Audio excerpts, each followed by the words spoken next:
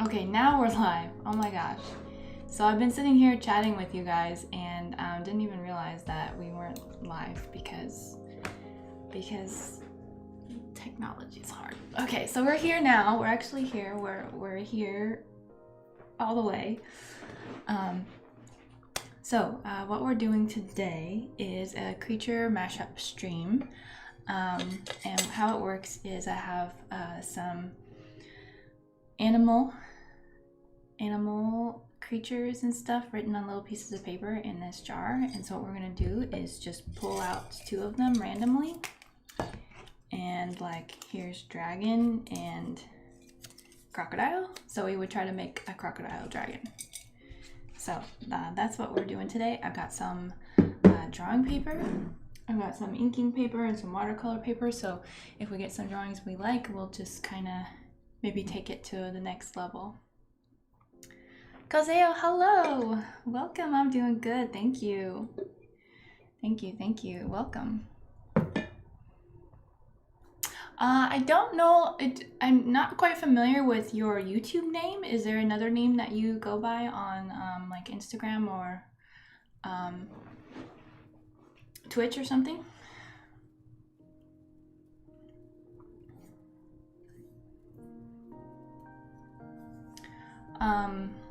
I'm still having trouble with my hand today, so we're going to be a little bit turtley with our drawing, but I think it'll still be fun.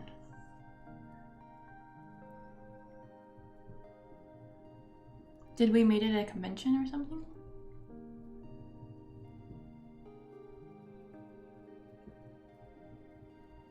The perspective, guys. I finished the basic with a perspective.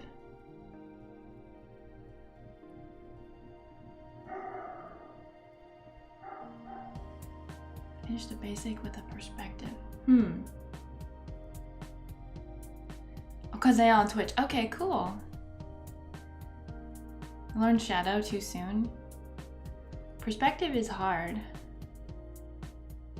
Shadows are hard too. Communicating form is hard.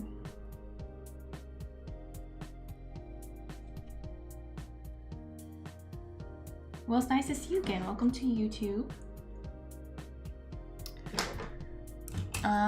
I'm taking animal suggestions, so if anybody has an animal they'd like to suggest to put into the jar before we get started, let me know. I'll choose one here in just a few minutes. I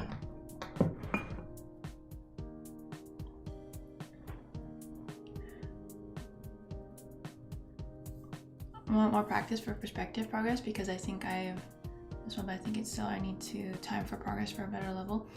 It's, yeah, there's always a next level I think to get to with art for sure, so. But that's cool that you're tackling such hard stuff. I think that's really gonna help. I need to tackle perspective myself.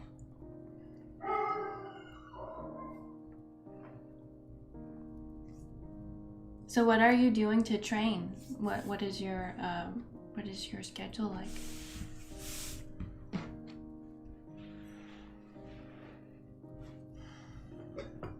Okay, we'll just do a quick one. See what we can come up with here. Not looking. If it's Quetzal, I'll put it back because I've already done a Quetzal. Dragon. That one just loves to hang out. Okay, we got a rabbit dragon. Perfect. We'll do a rabbit dragon. 6 months. Wow. Okay, we're doing a rabbit dragon. Let me think about this for a second. I think we need ears for sure. So I think we're gonna do ears, some floppy ears. Maybe we'll do like a flop-eared dragon. We'll do kind of a fuzzy dragon maybe. Gotta have wings for the dragon. More of a bunny face or a dragon face? Visualizing. Let me pull up some pictures of rabbits.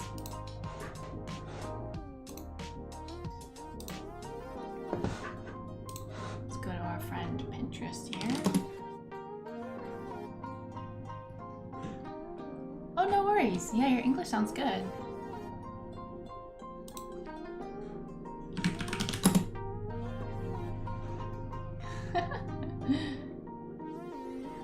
I'm thinking maybe a flop-eared bunny.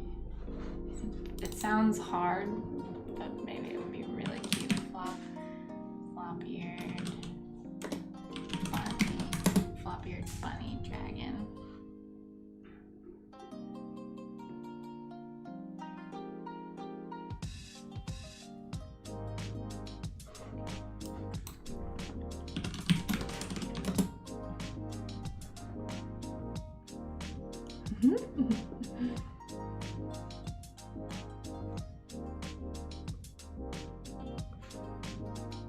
Oh, bunnies are so cute.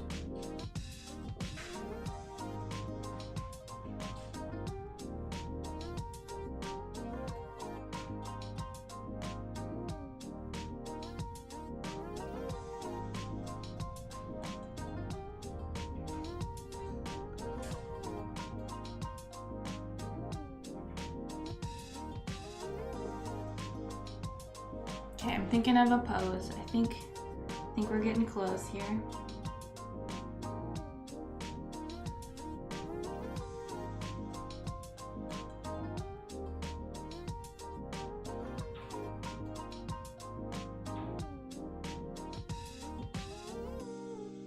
Trying to think what other dragonisms I can add to the bunny. Because I definitely want to do wings, but I'm thinking some like scalies would be good too. Just a little bit. Let's go ahead and grab our rot ring here.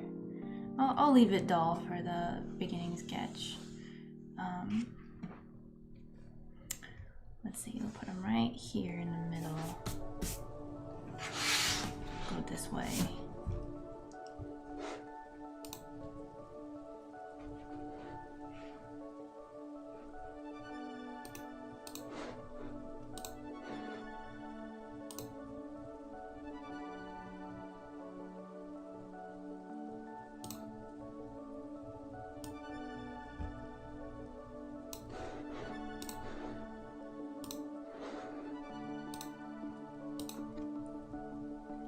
Okay. All right, here we go. Little bunny dragon for our first creature. So circle for the head, and then I want to get these fuzzy little cheeks in here. Start putting in kind of the gesture here of the fuzz, and get these little cheeks.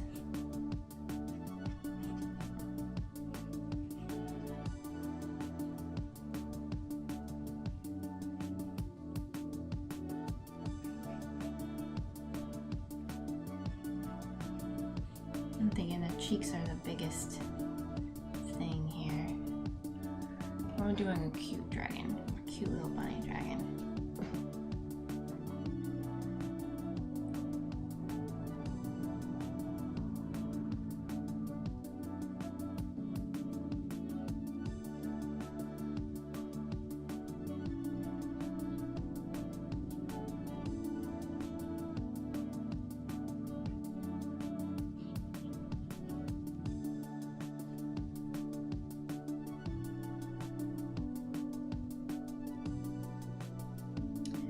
Put the eyes just a little bit lower.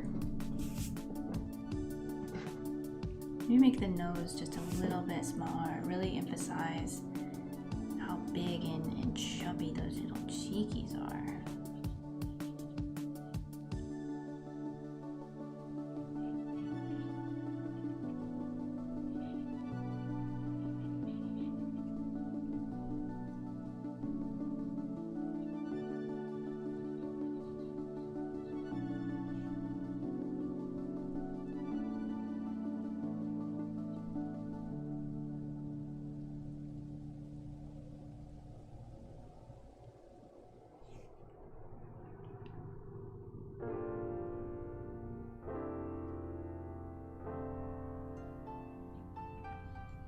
And then he's so fuzzy, we can't really see the other eye over here, so we won't really worry about that. We want to make sure get the top of his head nice and fuzzy, and then these little ears, I think we're gonna really flop them and have them kind of just drag on the ground a little bit. Get that little chin in there. And then he's got let's get his chest in here. And then his little feetsies are sticking out just a bit.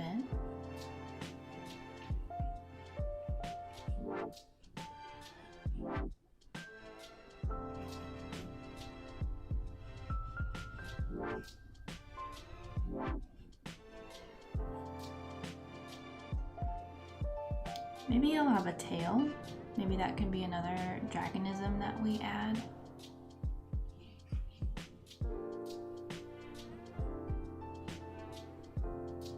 So the ear starts here. We're gonna make them really floppy.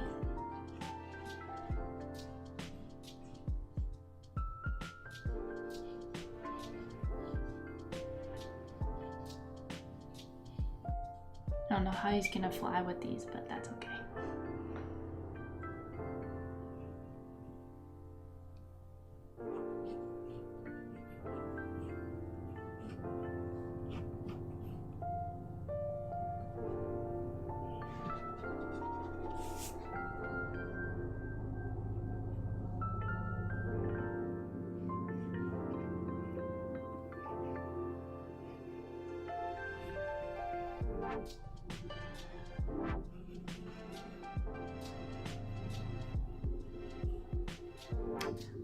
I kind of want like the little cotton ball tail.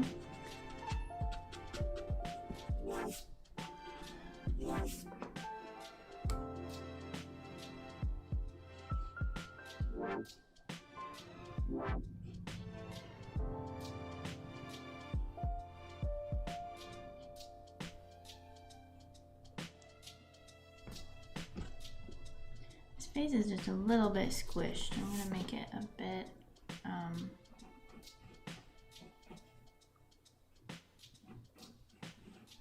more elongated.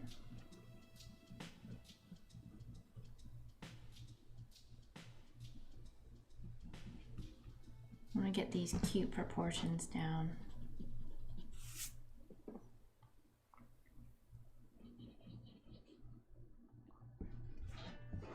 Are we close enough? Oh, you guys can't hardly see anything, I'm sorry. Let's come in closer here. Is this in focus? See if we can get it a little bit more focused. My bad, sorry.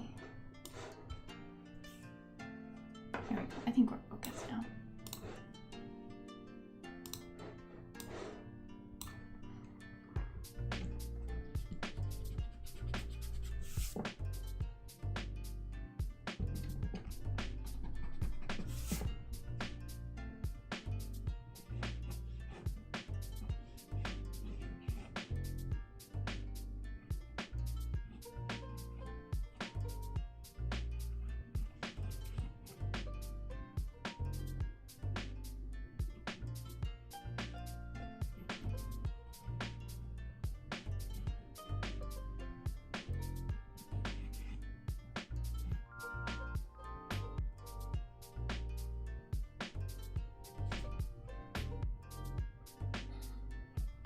I'm working to get the main shapes nice and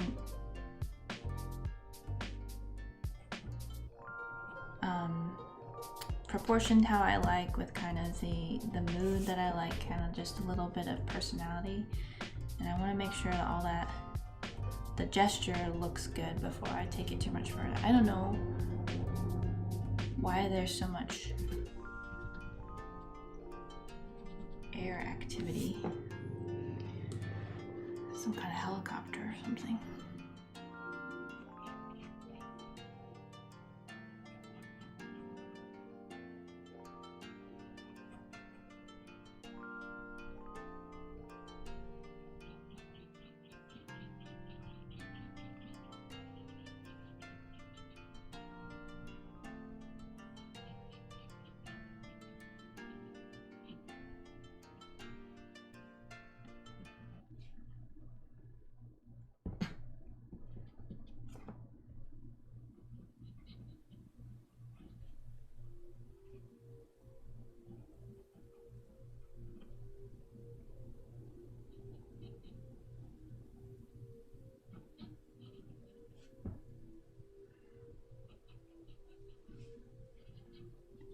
liking these proportions a little bit better. Gonna bring the head up. Babies have like nice big heads. He's a baby dragon, baby bunny dragon, I think. So we'll do that. Maybe we'll make the ears just a little bit smaller, like still floppy, but maybe not all-consumingly floppy.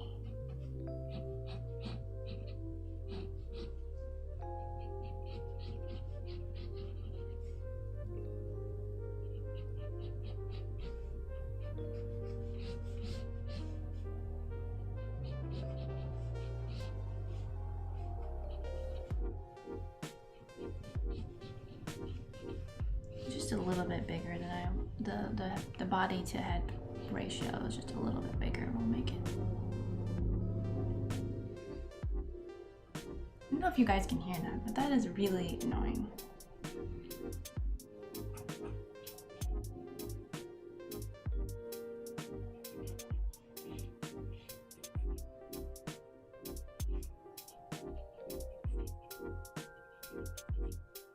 Okay, pretty good.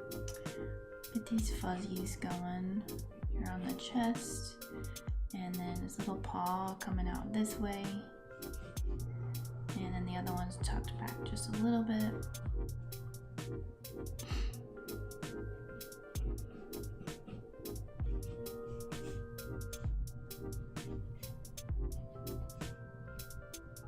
And then let's get these dragon wings in.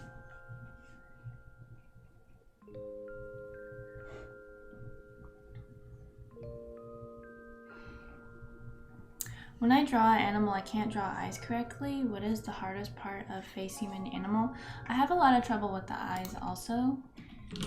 The hardest part is getting the perspective for me, is getting the perspective consistent. So like if a head is turned to the side, like getting the eyes lined up this way and the nose and the mouth so that they all read in the same kind of line. And then of course like extreme angles up and down. It's really hard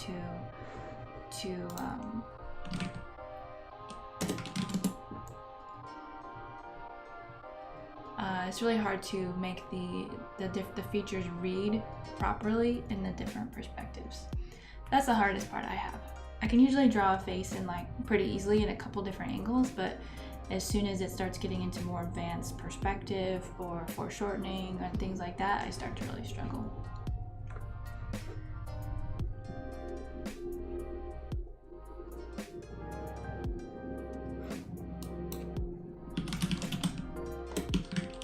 But I think it just takes practice, so I'm just trying to do a bunch of different types of practice. So I think we'll give them little horns too. I think maybe something, you need something else like just a little bit dragony. So I think we'll give him some fuzzy little horns. I really, really want that helicopter to go away.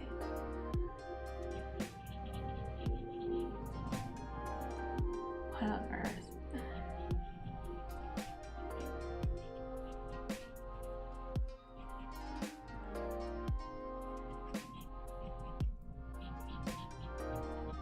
That's kind of the struggle, I guess, with drawing anything, is being able to draw a thing in perspective and understand how shapes get eclipsed by other shapes and how they go back into the distance and how to tackle foreshortening and things like that. All that stuff is pretty challenging.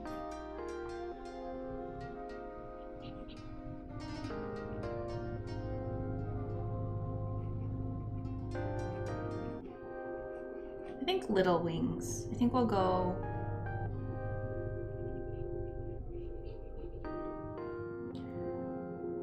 for not so much realism here. Some cute little bubbly shapes here.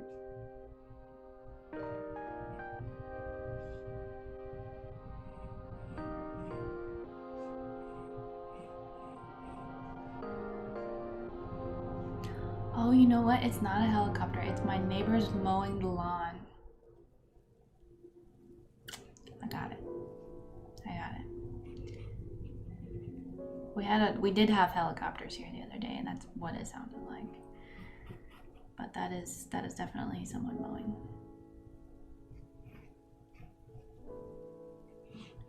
Okay, one little wing there, and then at this angle, how would the other one look? Well, some fuzzies here. The fuzzy translates into the wing here. So the other one I think we would be seeing at an angle like this, because the back is coming this way, so it would kind of start here. It would kind of be like foreshortened. Maybe we don't even add it because it might not read super well. So maybe we just won't put it in there. Okay, so I think this is our basic sketch. So what we're gonna do now is we're gonna go in and add some, just a little bit of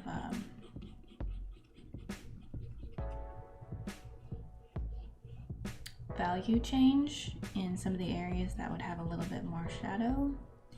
And then we'll take our other pencil and start detailing things. Well, we'll sharpen up this one, I think, first and start adding in more detail.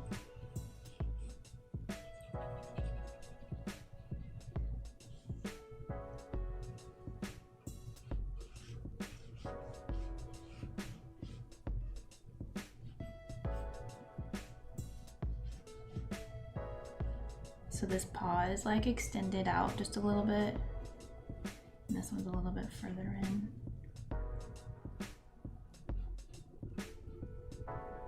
Okay, and then let's push back this line and this line. Open that up a little bit. Okay, we're gonna sharpen this up. I see it's hard to understand perspective. I make circle and I draw eyes, nose, and mouth. I use the basic perspective to understand with simple shapes. Simple shapes are the way to go. Do you use the Loomis method? Or is there the Riley method, or what?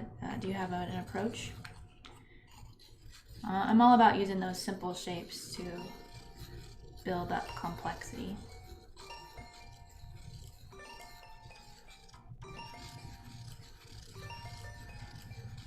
So this is my funky sharpener for my 2mm pencil here. So I'm just sharpening it up a little bit.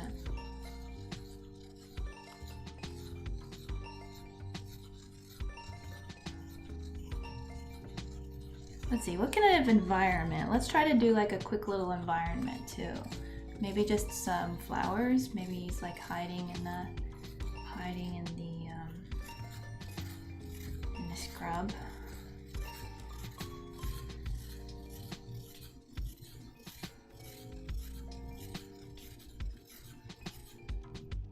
Okay, cool. Yeah, there are a lot of different methods, and I think all of them are good. It's just a matter of preference.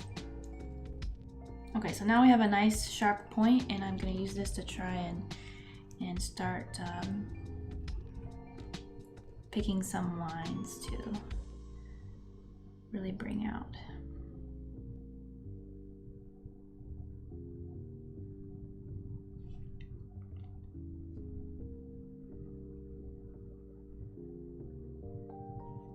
Let's get this little highlight in here.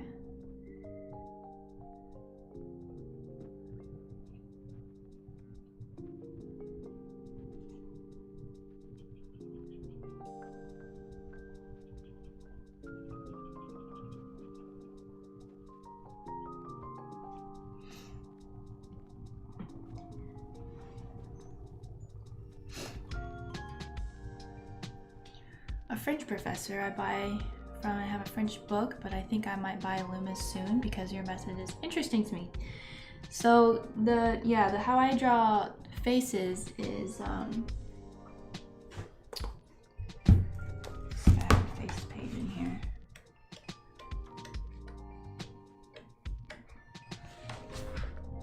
So you can kind of see I start with a circle like that, and then draw down the center, and then add the, whoops, those are too high.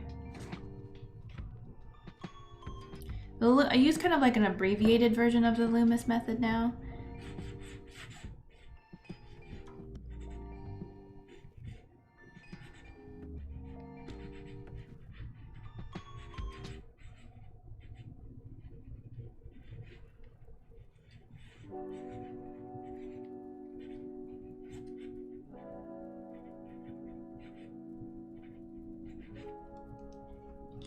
So you can kind of see how it develops from there, and then you can kind of see the hints of that method here in the faces. So the Loomis method is pretty good. It's pretty good. So if you practice it enough, if you practice doing the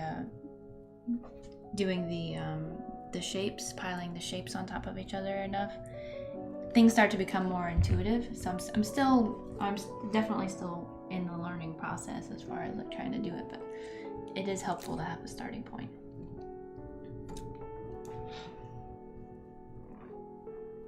Yeah, sure. So you can, Loomis is, he died a while ago, so you can find a lot of Loomis resources just from an internet search. So you can find, you can pretty much figure out the basics of the Loomis method without having to buy the book. If you are interested in a book, the one I would recommend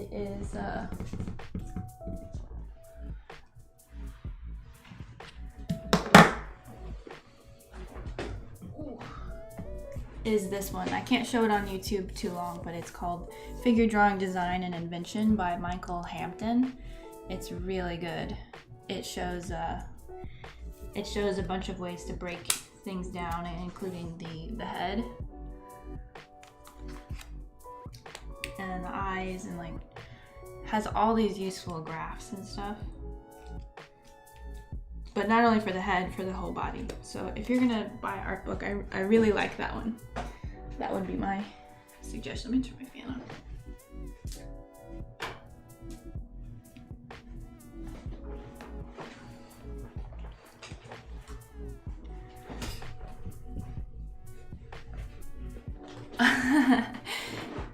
It's a lot of work learning to draw. So yeah, it takes time. But it's fun. It's like a fun challenge too. Yeah, Michael Hampton. I have a couple of art books, and I think I've found that one the most useful personally, but there are a lot of really good art books out there, so.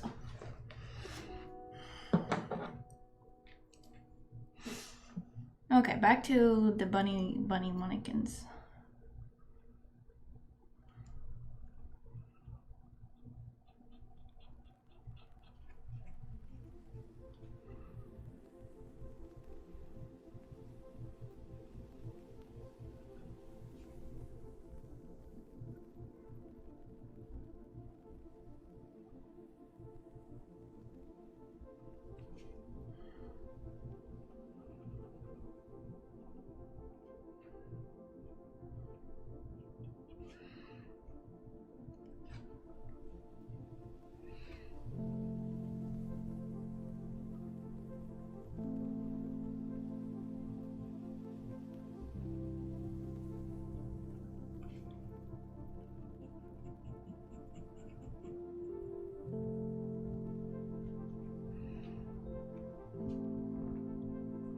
Okay, sounds good. See you later.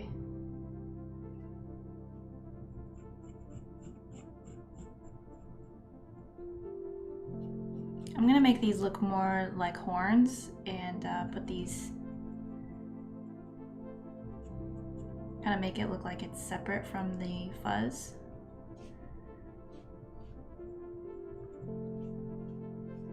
And then again, I jammed my thumb on Sunday, so and my hand has been really achy lately, so we're a little bit slow.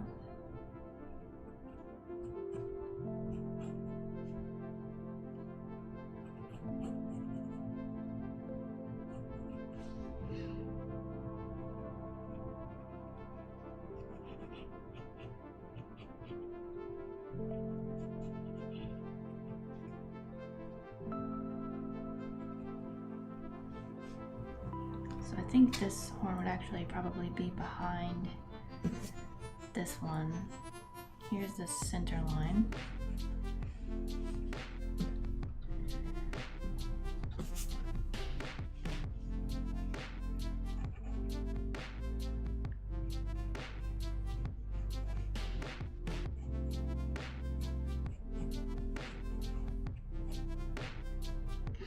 Yeah, I don't think we would see that one.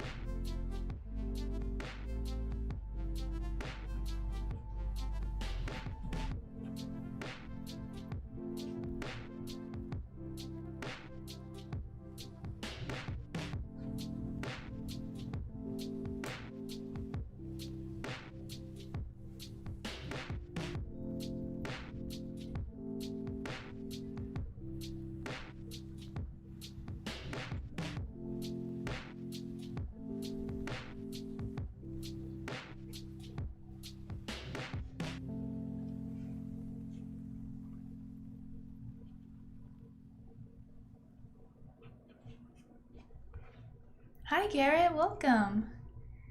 Hi Rachel. Welcome guys. We were on our first prompts today. We drew out rabbit and dragon. So we're doing a little bunny dragon. And I'm open. I started with a few prompts, but we've got lots of room for other suggestions. So how are you guys doing today? How's your Friday afternoon going?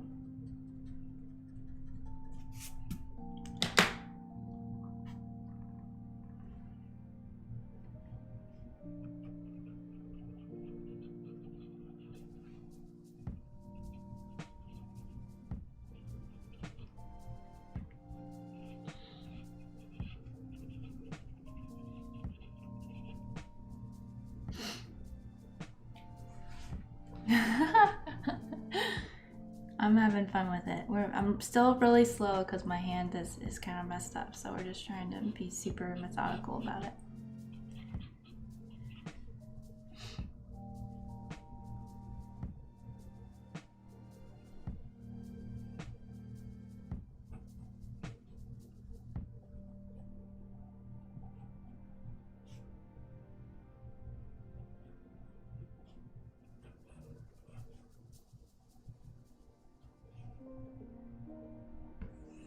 Hi Rach, welcome.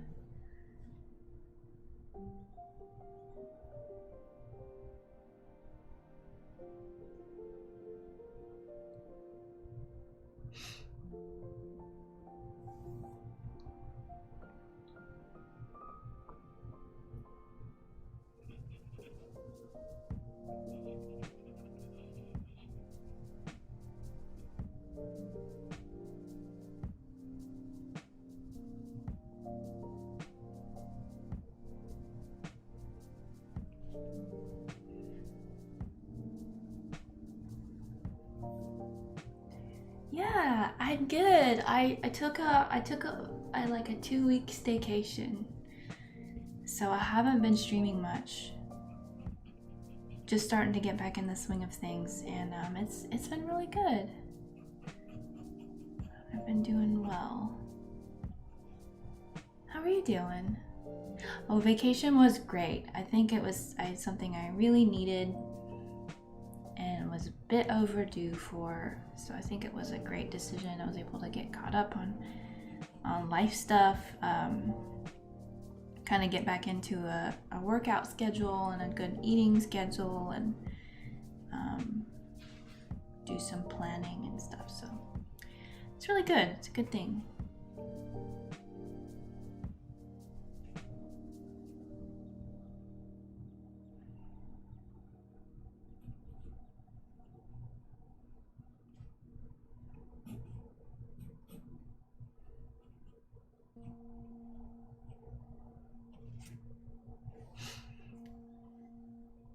Yeah, it is.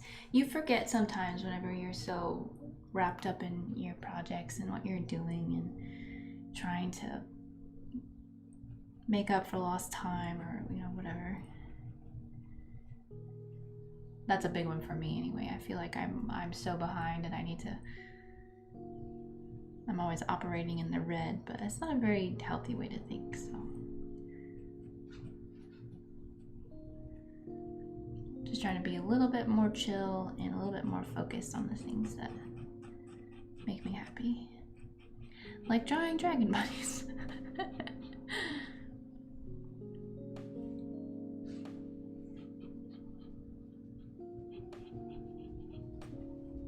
I want to make sure I get like the weight of those cheeks right. Gotta get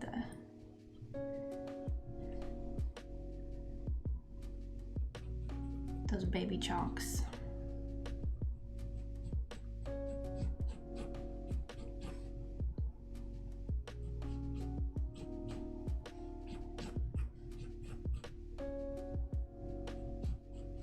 How have you guys been? What kind of projects do you have going on? What have you been up to?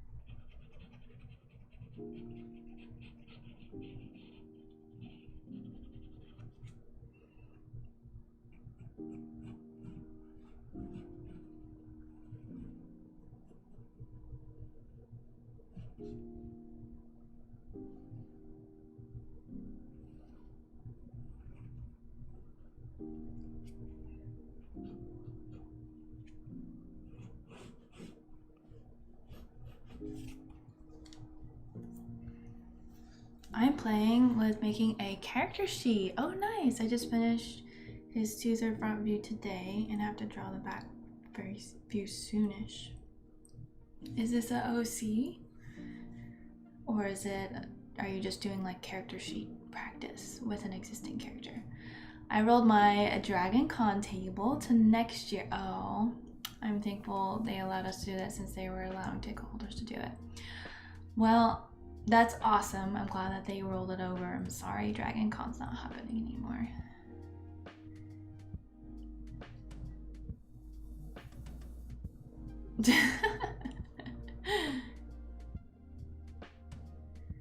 I'm prepping for a small craft show that is at the end of the month, and I made my Patreon live today. It has been quite the last few days in the art world as well. What do you mean by that? Are you thinking of something in particular? I might know what you're talking about. Congrats on rolling out your Patreon though. That's so exciting. Oh, I'm happy that you guys want to chat with me, Rachel. He's an OC. I'm hoping that it works out well. Nice.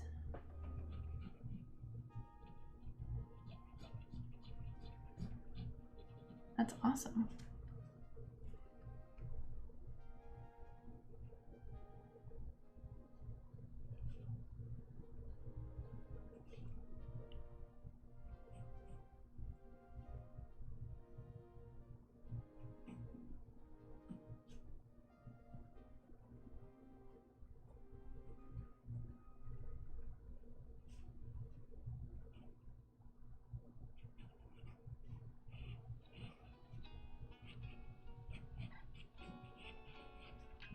Trying to get this horn oriented right. It's difficult for my brain to like wrap three-dimensional objects around curves and stuff. I need to do just like draw spheres and put like random shapes on it to try and get that settled in my head better. Get some better ideas on how to do that.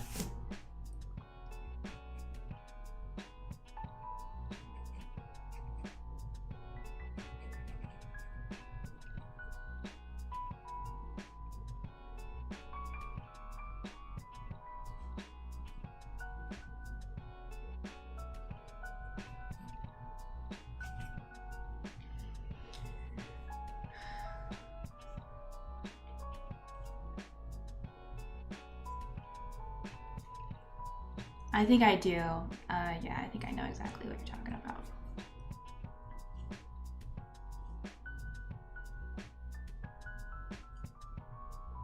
Especially since we both went to one fantastic week.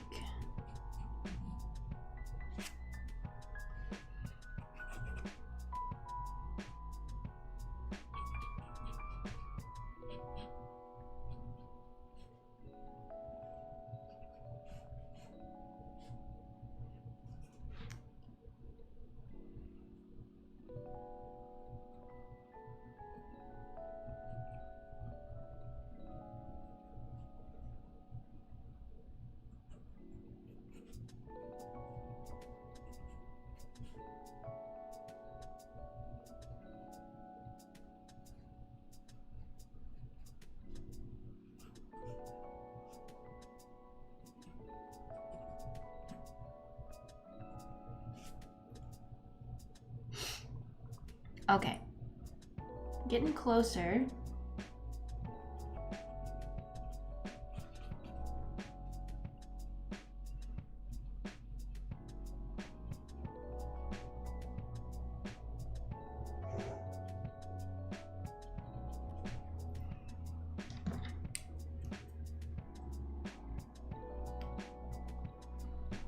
Okay, sounds good, Rachel.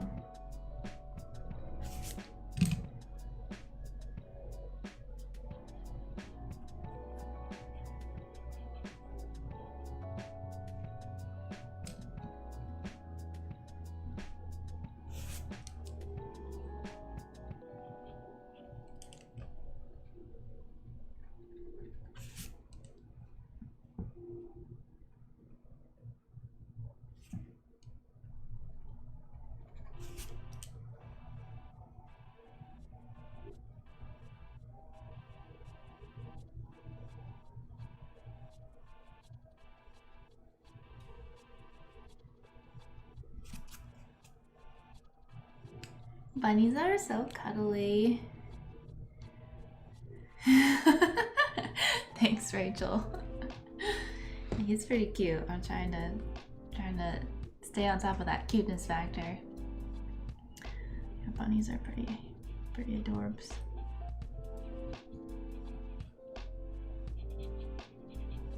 I worked with someone who was like deathly afraid of rabbits. So it's all about your experiences, I guess, but I think they're very cute.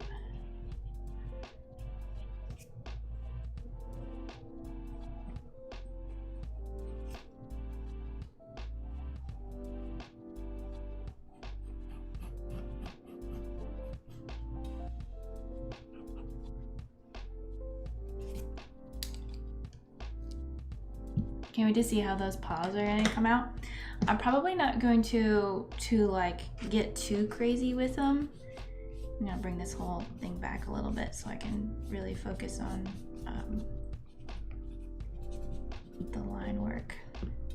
I want the bunny, I think, to be mostly white, and then we'll do like darker horns. Maybe I'll give her like a little patch of black or something.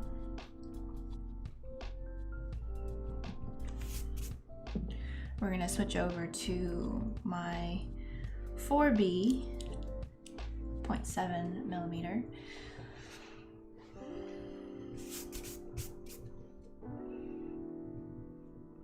Okay, so horn and lighting. Let's see, what way is the lighting coming from? What would be the best? Maybe kind of like coming this way. So let's go ahead and do like a dark outline for the horn.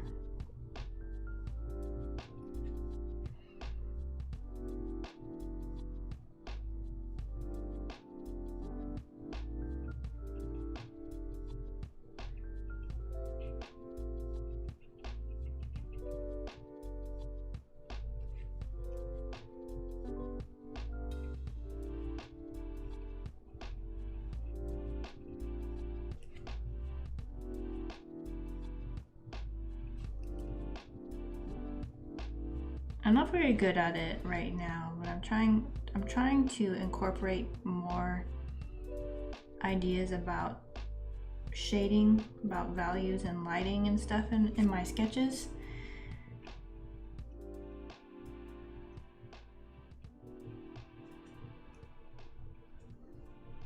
It's not what I'm used to, but it's good practice.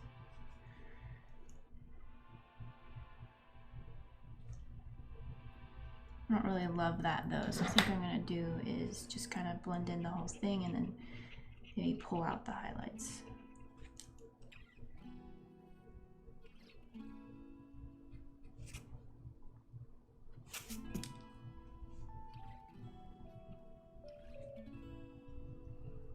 And then the hairs will be like lighter against the horn.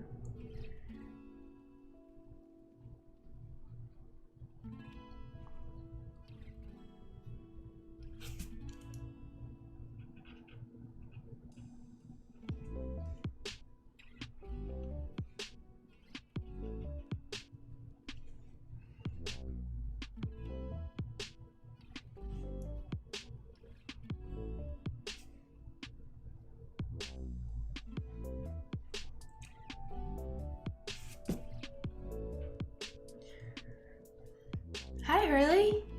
Welcome! How's it going?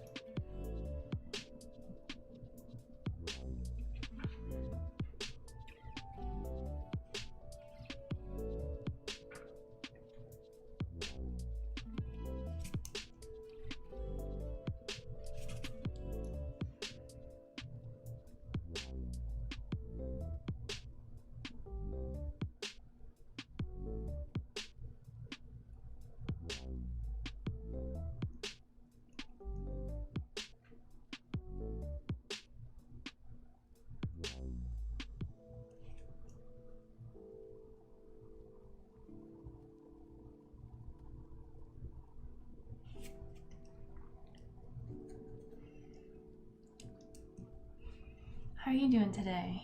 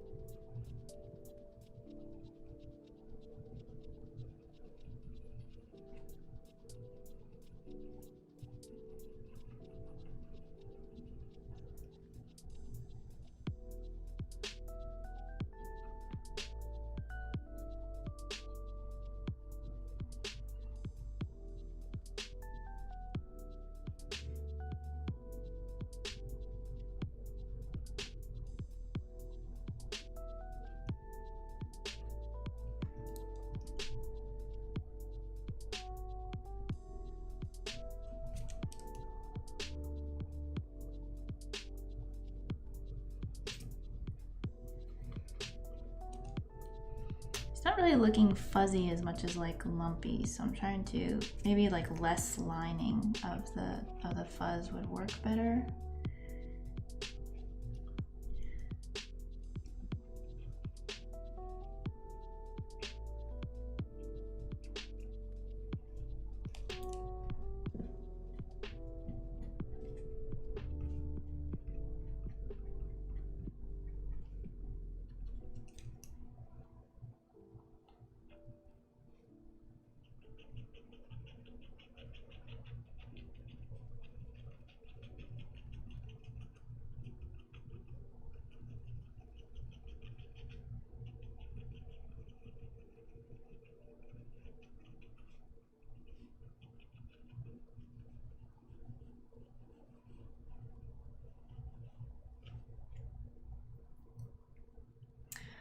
Working today because I'm taking Monday and Tuesday off. Is this your camping trip?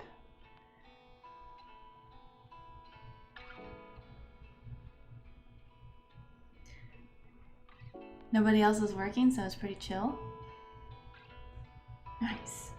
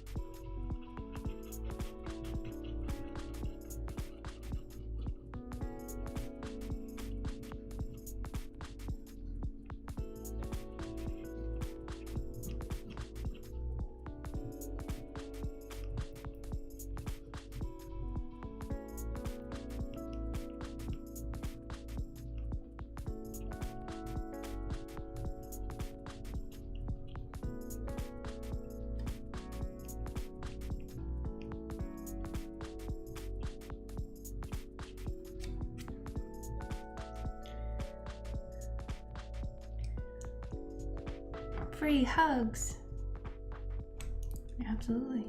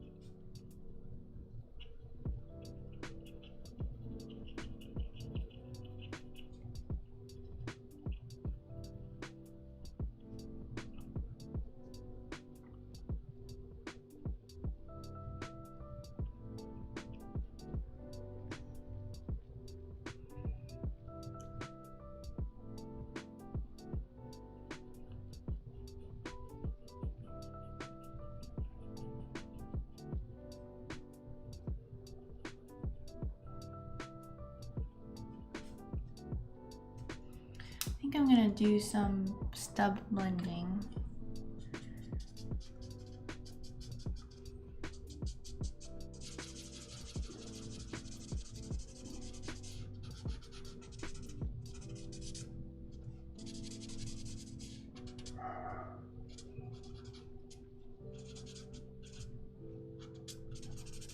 Speed things up a little bit and get kind of those smoother gradients going.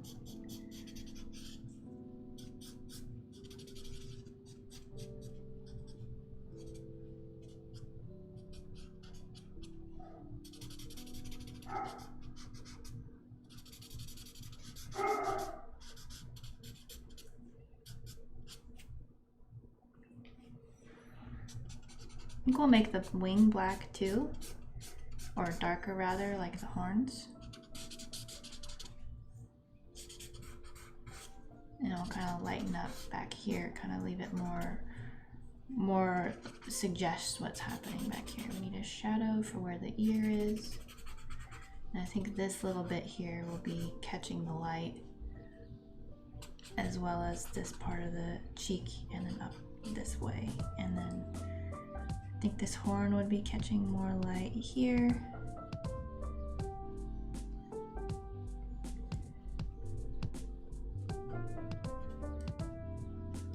And of course we gotta get those whiskers in too. We'll do those last.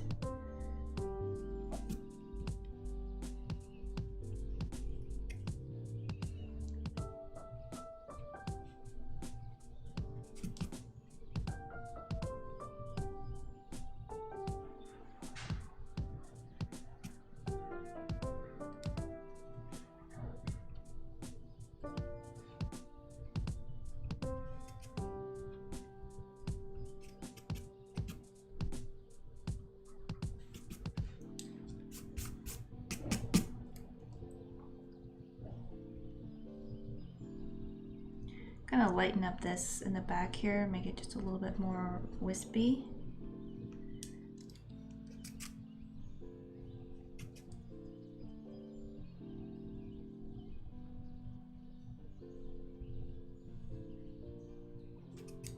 Gotta bring that horn back in here.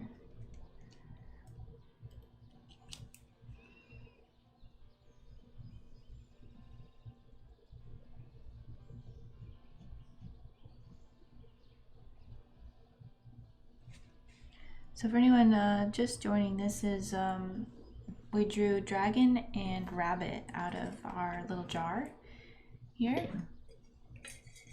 So we're getting close, and I'm gonna need some more animal suggestions soon for our next drawing.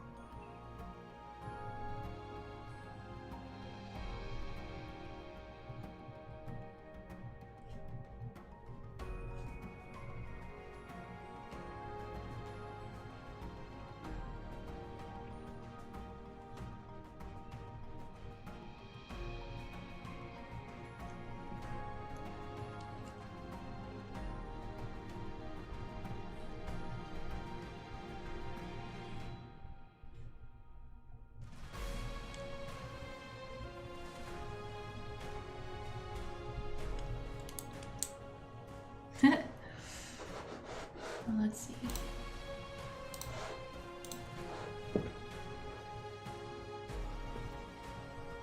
Let's go back up to our...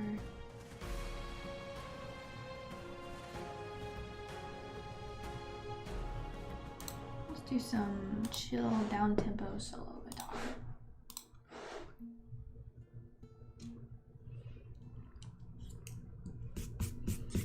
All right, we're gonna do each one of the little animals we're doing tonight. It's like a slightly different style. This one I'm trying to get a little XP, like a shaded drawing. We might do some watercolor, some inking, just some various things.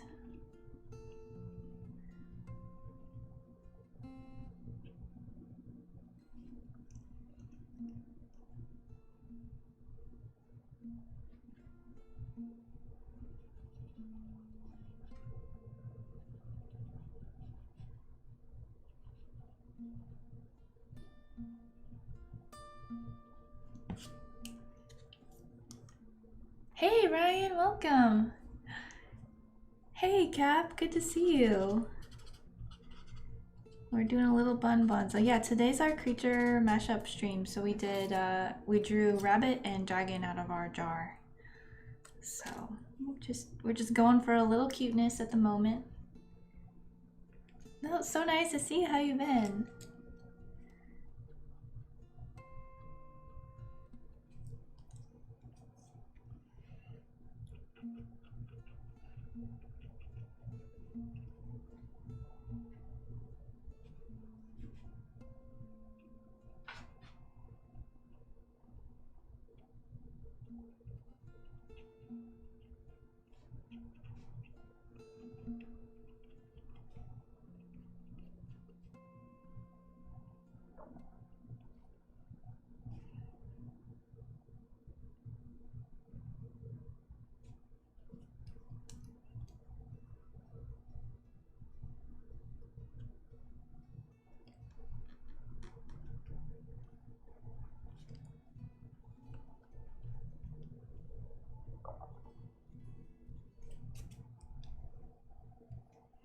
Hi Yoshi. YouTube Asher. Yes, I am YouTube Asher today. Welcome.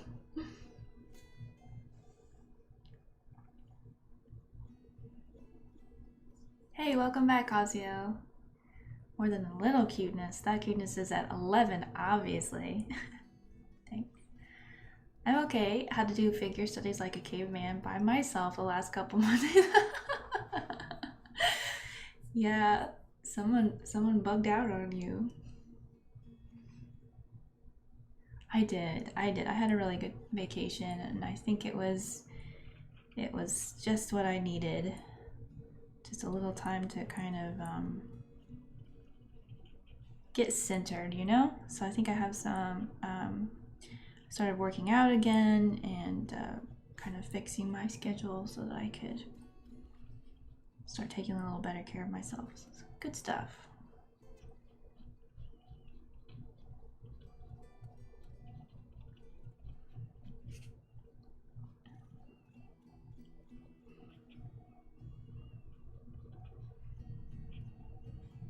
Yeah, I'm excited to get back in the mix and start doing study streams again.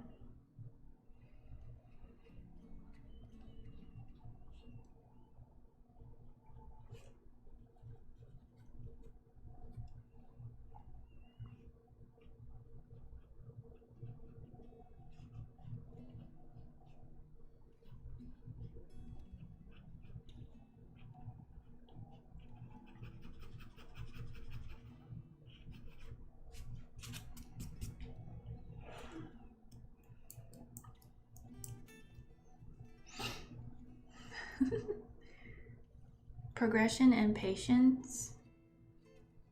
Yeah, you definitely need patience.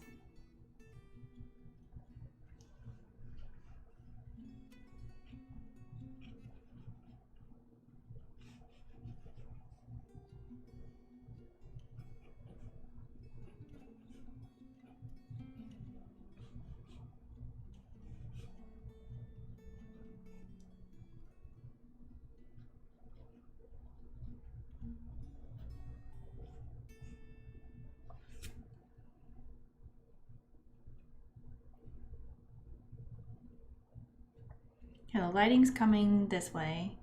Kind of, actually, that highlight should probably be oriented just a slightly different if the lighting is coming from that direction. So let's pull that back just a little. So I'm trying to reflect that on the horns and the fur, just to kind of give the viewer an idea what the lighting is doing.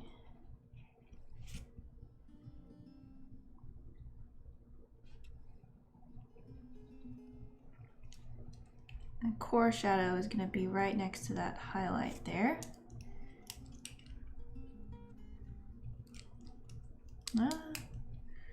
See, I just don't know enough about lighting shapes and stuff. It's really something I gotta work on. We might start doing exercises and stuff like that for study streams, for upcoming study streams, because it's really something I've got to tackle. Just drawing shapes and trying to shade them.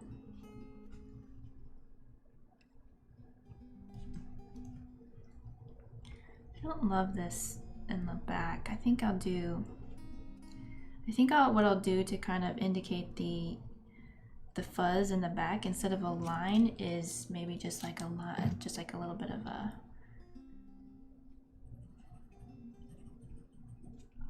slightly darker value back there.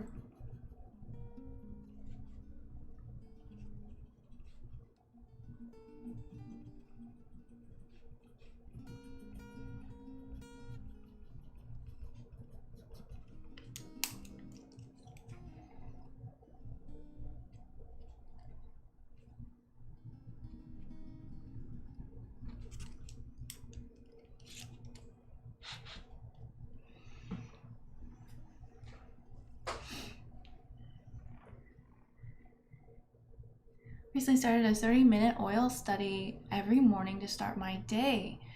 There's a Proko video where he suggests you can get 80% of the benefits with 20% of the time and effort. Cool. Hi Nathan, welcome. I don't know if I've seen that one. I'll have to check that one out. 2 days in and I've already learned a ton. Your oils have been looking pretty killer lately. Patience is a trap that will keep you forever.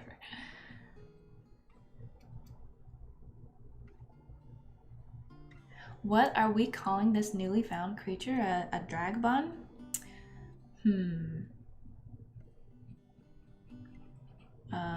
Bungan? I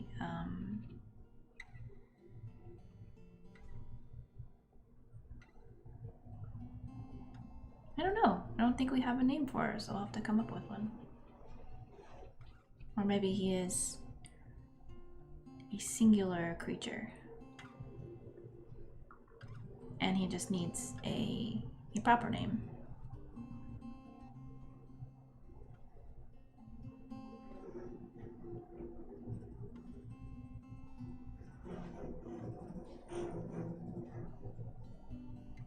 My neighbor's doing their lawn, so it's a little bit buzzy around here.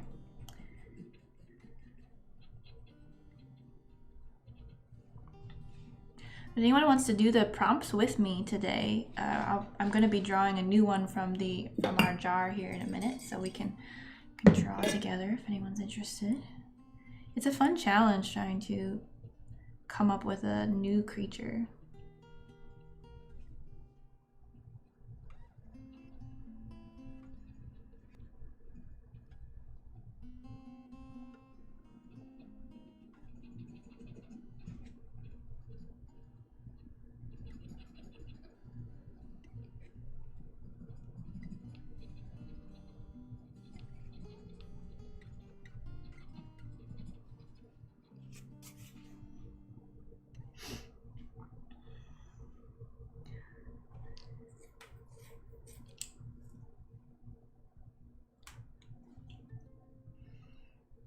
A button.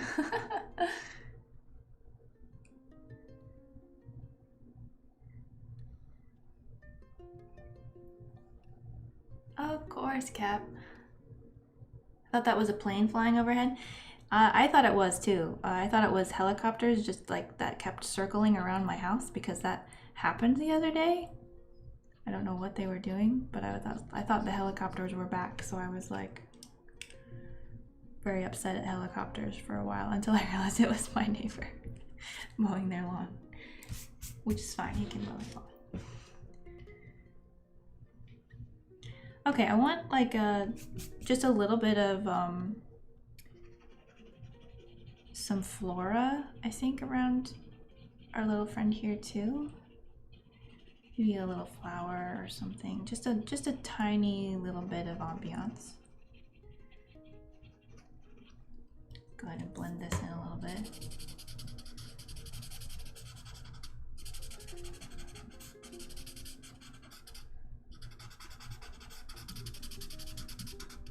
I'm gonna highlight those some hairs here with the eraser, but we'll kind of block it in for now.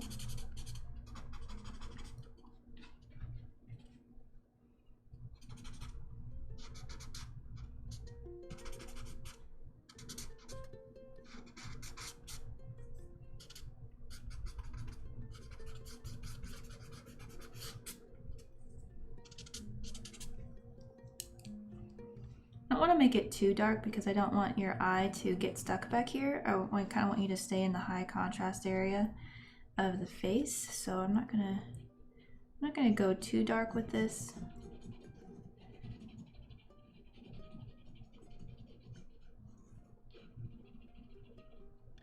Maybe just enough to kind of give him a little bit of a 3D look. Throw some highlights in there.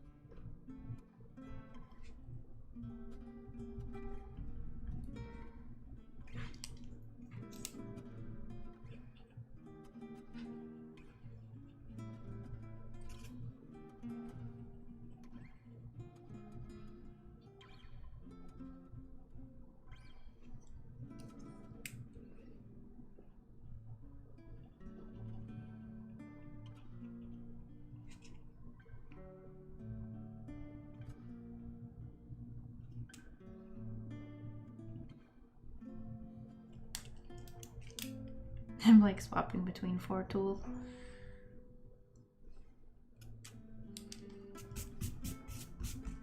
I don't usually do drawings like this, but I think I need to do more of them to like really focus on how to bring out a how to like create a sense of lighting, because I think that's gonna help me paint. Because unlike pencil with watercolor, you don't get too many opportunities to make the right shape choice, because once something's down, it's pretty hard to change it too much unless you're using a particular technique or something like lifting. So having a better understanding of how it works will help decision making, and I think that's something I need to get my painting to the next level.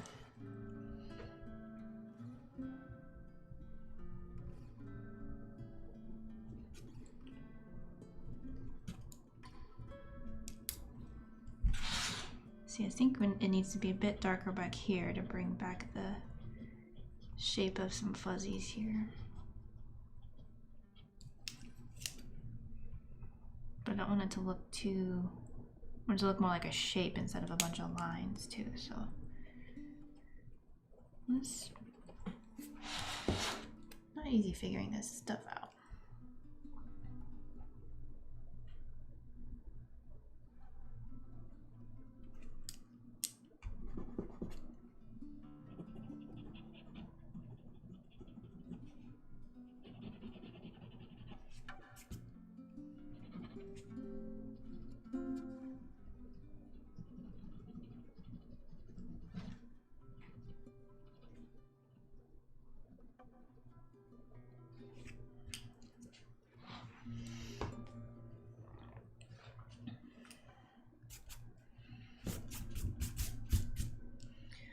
Okay, just some subtle hints of some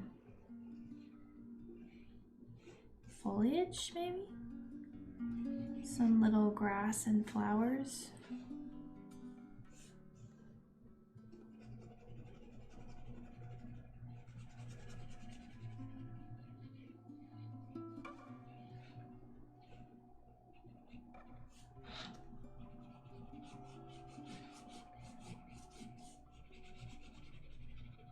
And that'll kind of help bring out the lightness of certain areas too, and like his paws and stuff like that. I think I'm gonna leave this kind of lighter back here though.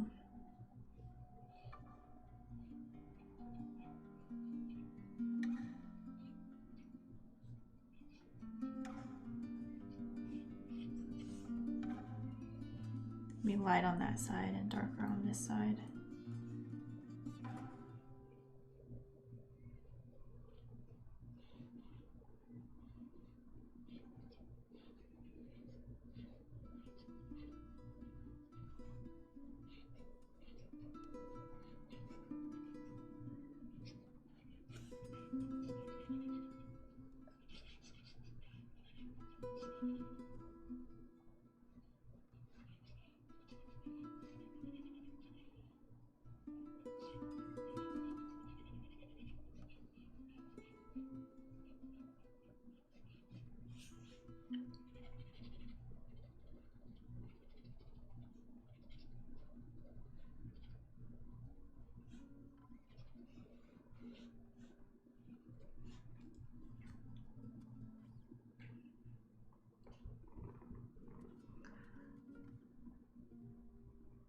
I believe rabbits are herbivores, so that would make sense.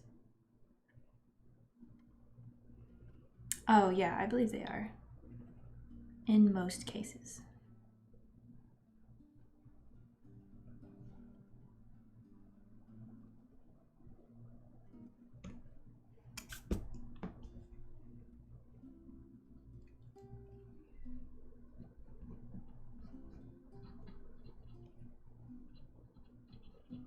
So there's also Draco for dragon, so we could do like,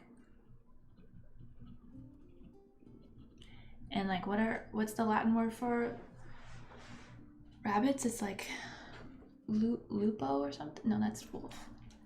Real quick. Rabbit.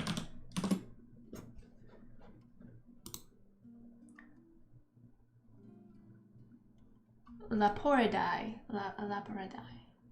Lagomorpha. Lagomorphagon. That sounds cool.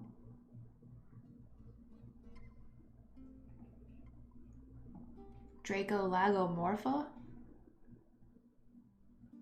I'm into the Latin names.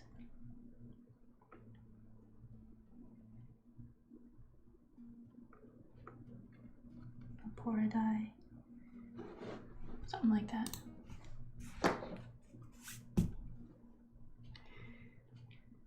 Lupin in rabbit is rabbits in French. Lapin. I don't know how to say it with the appropriate accent, but I like it.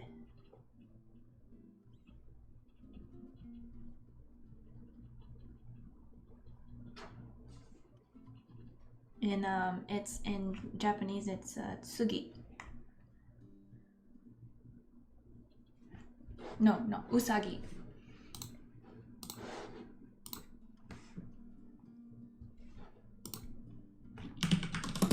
Usagi. Yeah, usagi.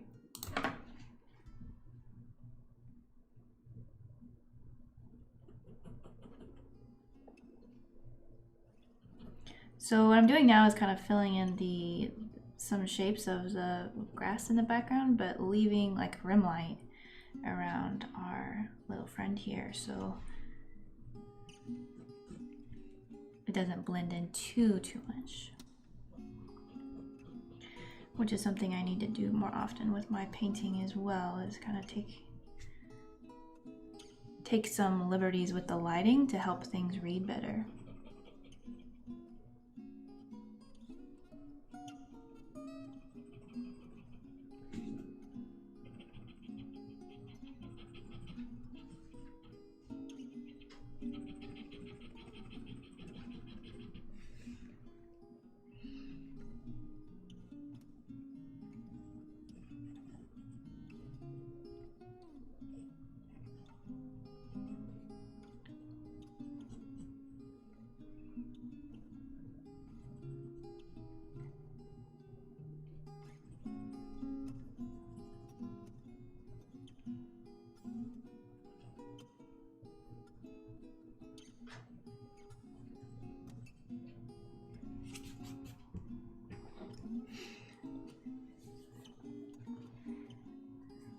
Like anyone here knows Latin.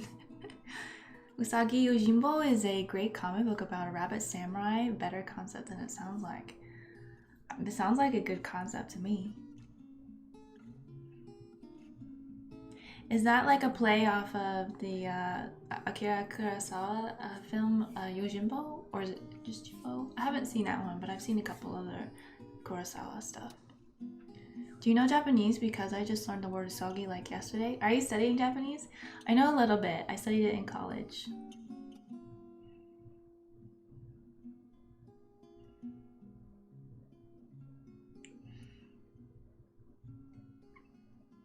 Ryan Allen is Capwack, Nathan.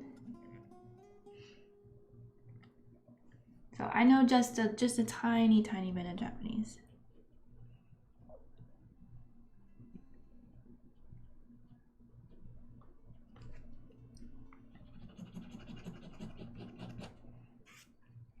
So his hair still just feels like a little bit more spiky than fuzzy.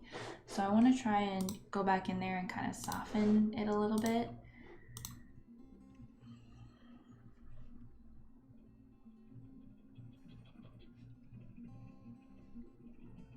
I think that's gonna mean just kind of like pushing some of the highlights out so it's more concentrated here. It's kind of like conserving highlights, you know? So it's not too overwhelming.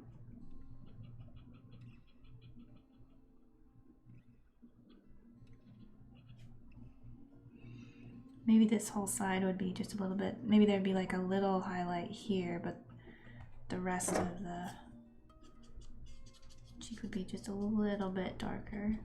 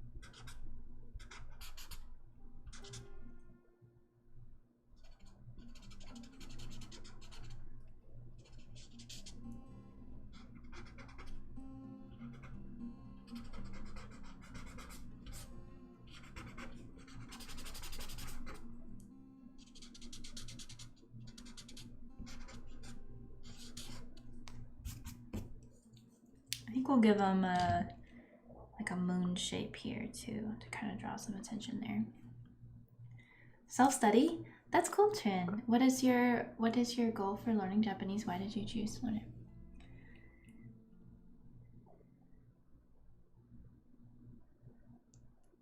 I think it's a reference to Kurosawa. That's what I was thinking. Well, that's cool. That sounds neat.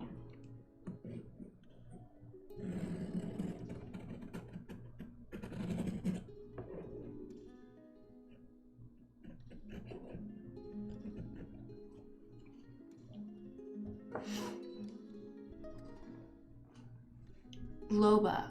I know that's because there's a very popular Shakira song called She Wolf. Oh, okay. Loba. Yeah, I think the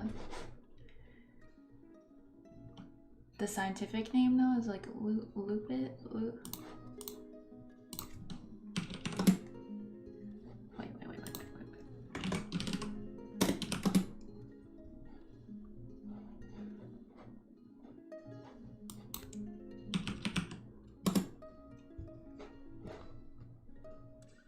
Canis lupus, yeah. Canis lupus.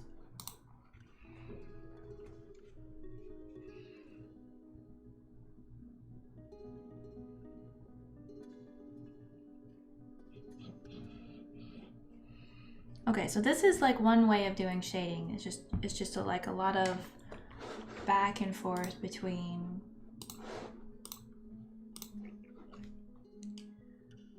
laying down a value and then like going back in and adding the detail in it. So you get these nice soft gradients. And I like this style of shading. I think we'll do like a different style for the next one though. Try to be a little bit more designerly with it. So this is more like a realistic style than a designerly style.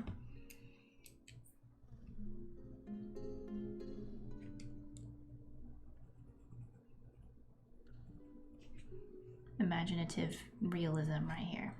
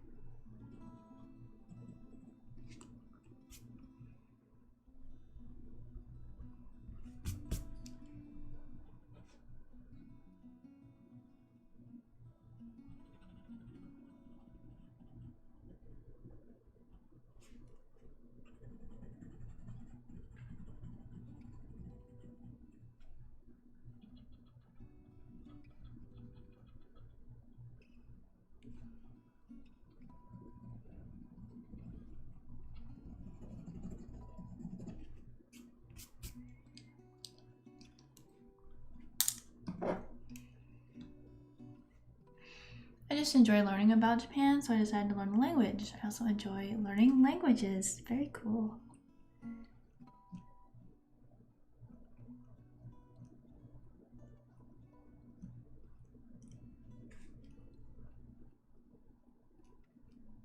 Yeah, I enjoy it for those reasons too.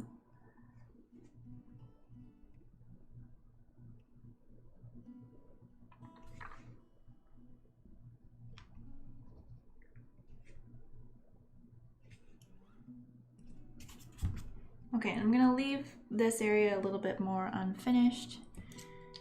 Go ahead and kind of darken this area just a little bit.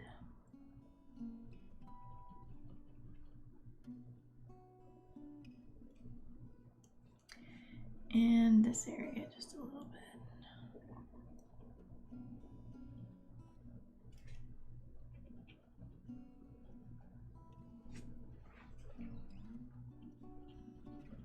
I think that's too dark. I think that might be a little bit too distracting back there.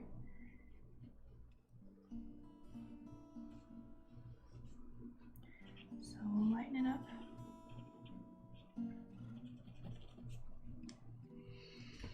I don't love that shape either, so let's back it up a bit. Just kind of stub it in a bit.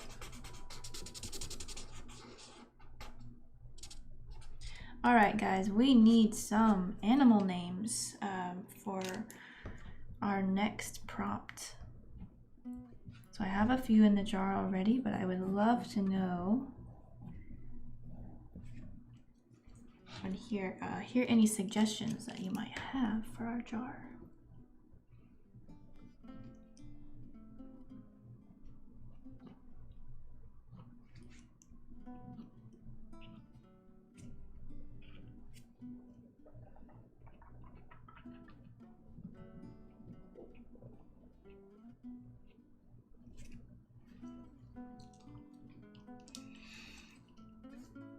I'm getting like a blood moon in the background or something in Goth Bunny. It could be, you don't know. You don't know what this dragon bunny's up to. It could be hiding from vampires, could be the vampire.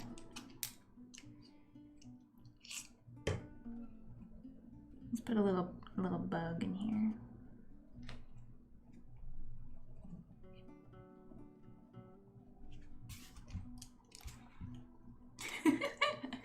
Cute. All right, sweet. Okay, here's our jar. Give me some new animals. A species or names for animal. Either one. You can be as specific or as broad as you want. So you can say something like rabbit, very, very broad, or you can say something like helmeted iguana, you know, something very specific. So totally up to you.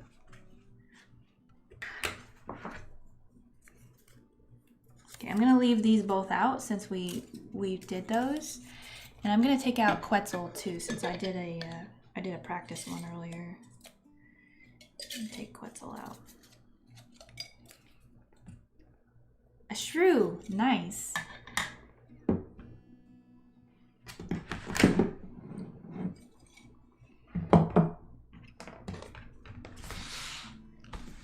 Ooh, horned frog, a good one.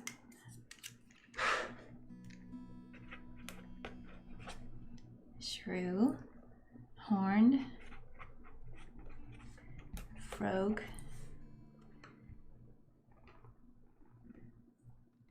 rabbitcas, hornicas. This guy? It fits. Wolf, okay, perfect. Wolf, awesome. What else we got? Give me a couple more. A sloth, perfect.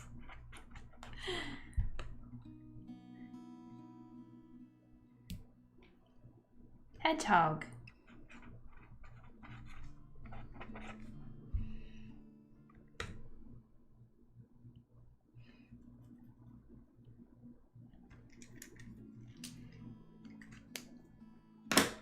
Excellent, lovely.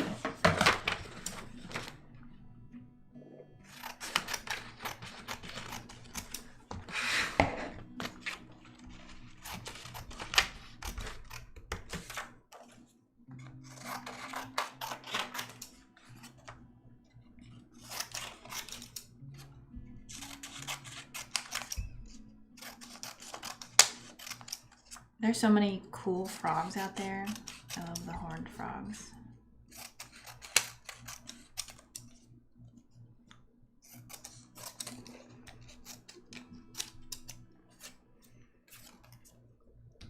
Lizard and a bat. All right, perfect. Let me get these in here.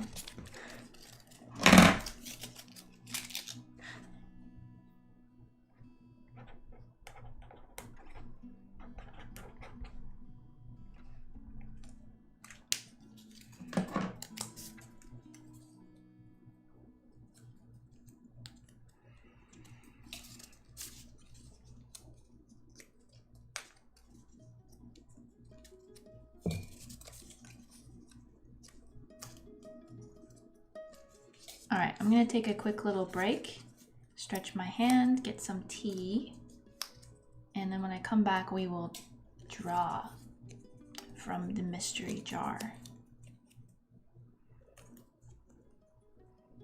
And then draw the mysterious creature. Well, hello. A woodpecker, of course.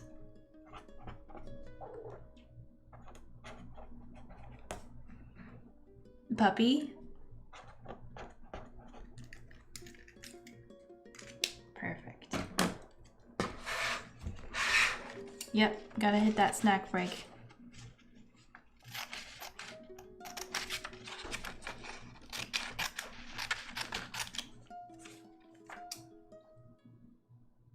Oh, a feather starfish. I love that. I love those guys. They're so cool looking.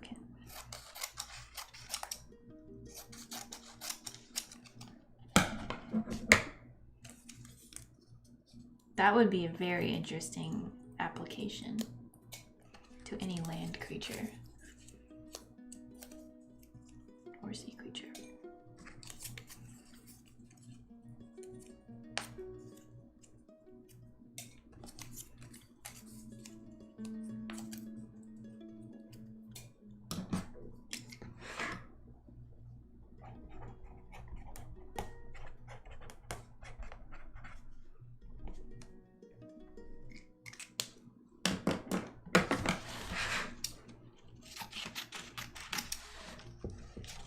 All right, perfect.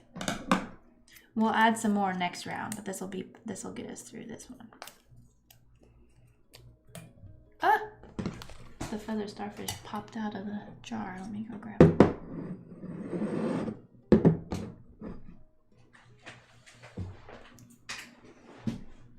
There we go. All right. Here's our bun. Here's our mystery jar. I'm gonna take like a 5-minute snack break, tea break, hand break, all the break things. And I'll see you in a minute.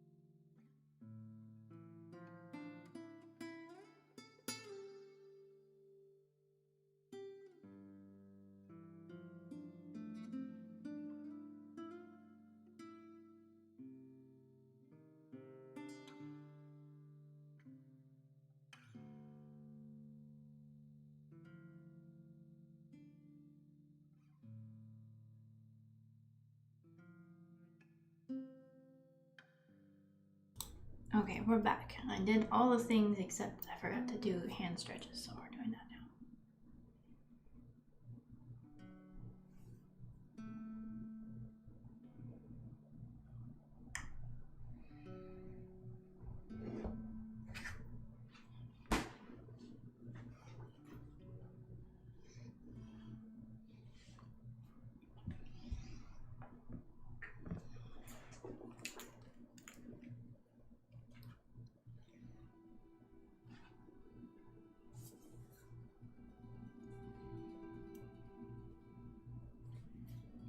I think I'm going to make this tip just a little bit darker so it stands out, and go back in on that eye, make it pop a little bit more.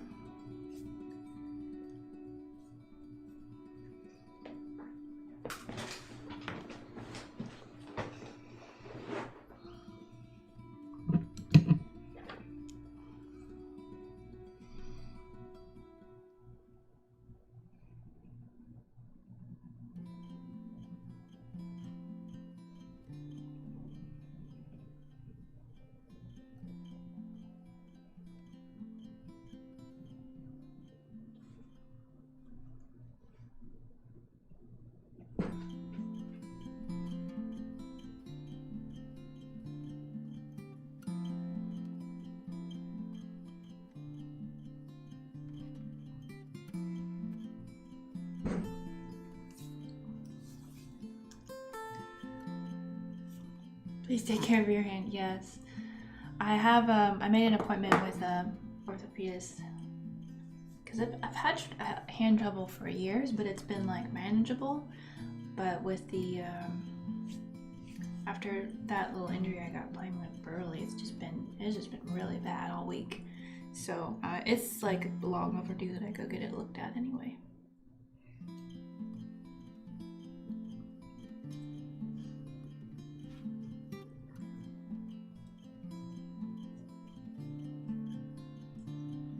Okay, what are we going to pull out next?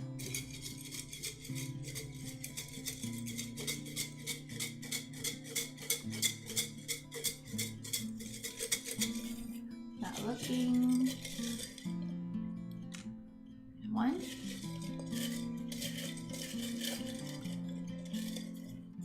And two. All right, what did we get?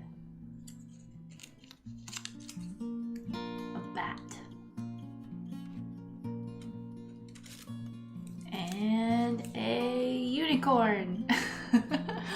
A unicorn bat. Fabulous. Okay. How do we want to take, what is ratio do we want to do here? We could do like more bat with like just a little bit of unicornisms. We could do like a Pegasus type of approach with like bat wings. A unicorn's pretty vague, so we could go, you know, more medieval goat-like unicorn, or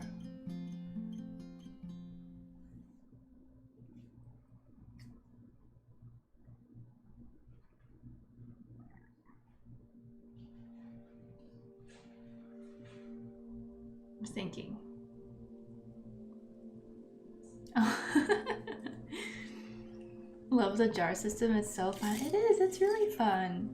And you can do it with anything. You can do it. I have a mood jar too. So instead of like animals, it's you can just like apply a mood to a sketch you're doing, like cold or smoky, or I don't know, what are some other ones I have in there?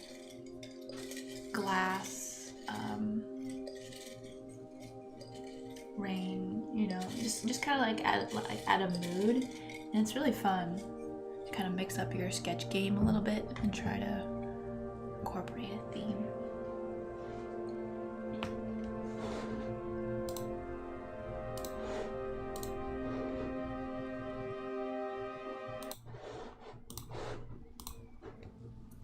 Okay, let's see. I think I'm gonna switch to my smooth paper here. So this is just the Canson pen and ink paper. So it's really, really smooth. And I think we're gonna try to do a quick sketch and then maybe ink it. So if you like what we're up to, change it up a little bit. Change up the style just a little bit. Bat unicorn. I think I'm gonna lean into like a little goat-ish looking unicorn a little bit with bat-isms.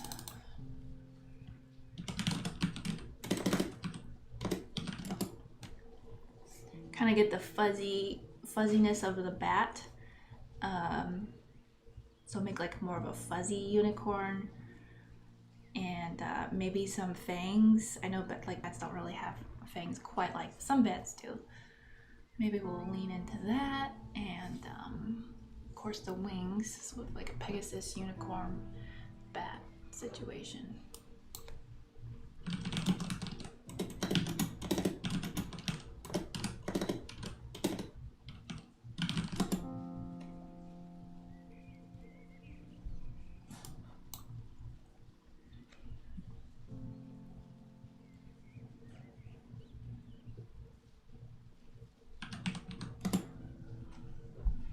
Ooh, and big ears. Oh yeah, maybe some big bat ears too. That would be fun.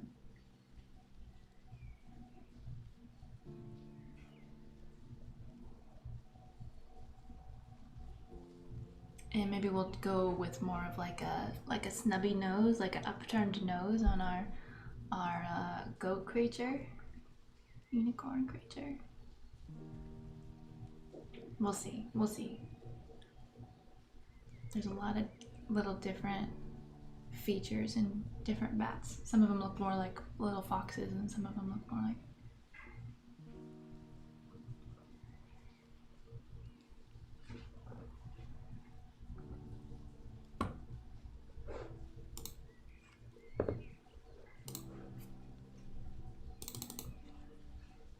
Didn't you have a mood jar or theme? I did, yeah, I have a mood jar. It's a mood box now. I ran out of jars, so it's a mood box, mood tea box. But yeah, they're all still there.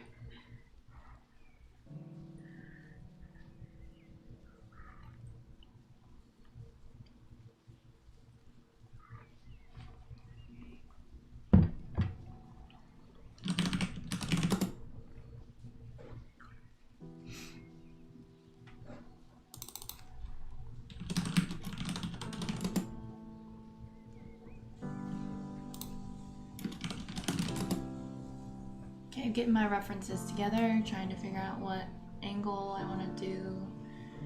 I'm gonna try to do something kind of dynamic.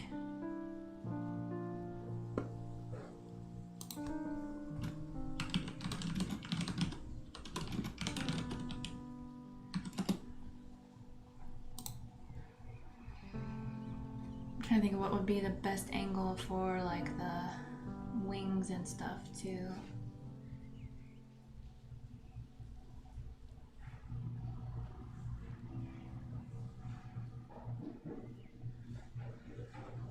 Okay, I think I got it. I mean, tea does give good moods. It does. It does. It fits. It works.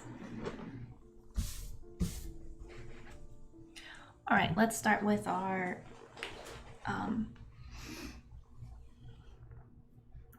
rot ring here. Thinking let's use kind of like the vertical scope of the paper just a little bit. We'll start with the head here. This will be more of a profile. I'll make it more of a snubby nose.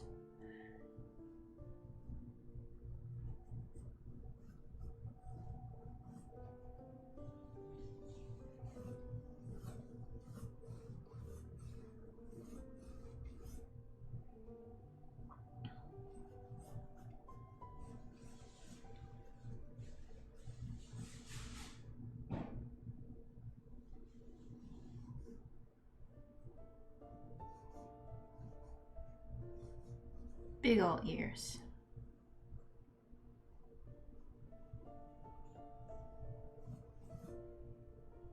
Oh, and I gotta make sure I have the horn too. So he's got a lot of headgear. Super headgear. Critter. Okay, so there's the neck. Let's go ahead and get in the kind of the chest area.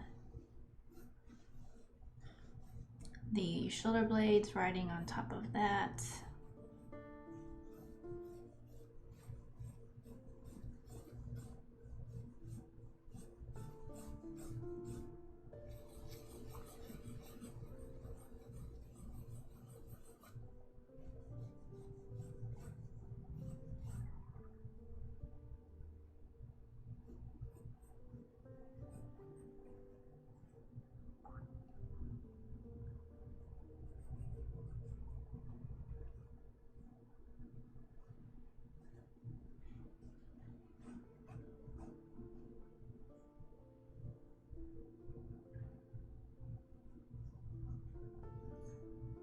I'll have to come back and develop that face so it's a little bit more hybrid.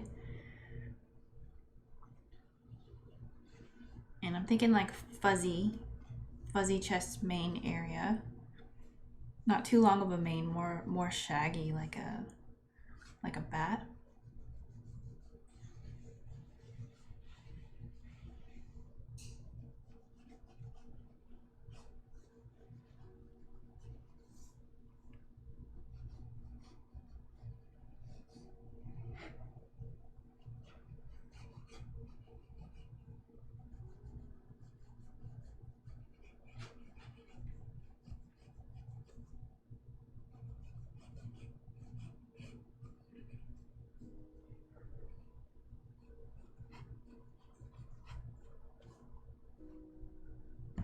want more extension on that leg there.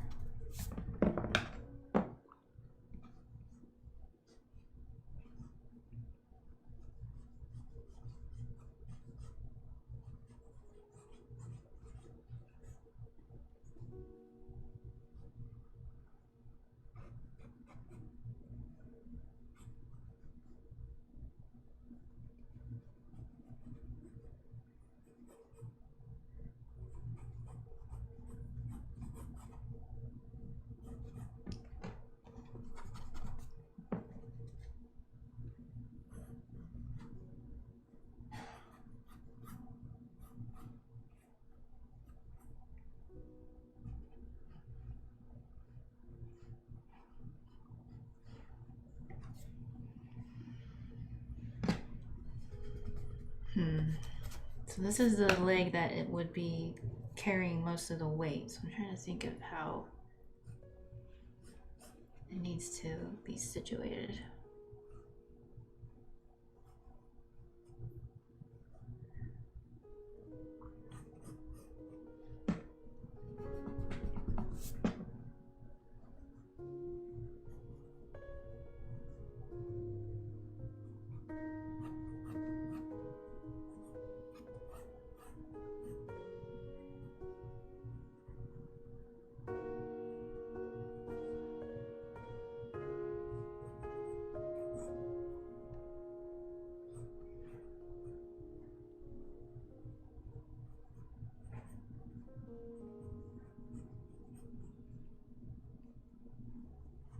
What kind of tails do bats have? They don't really have tails.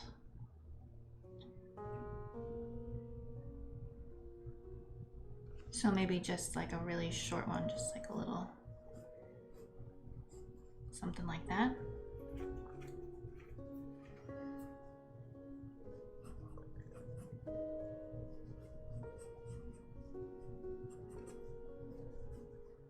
Kind of fuzzy all the way down.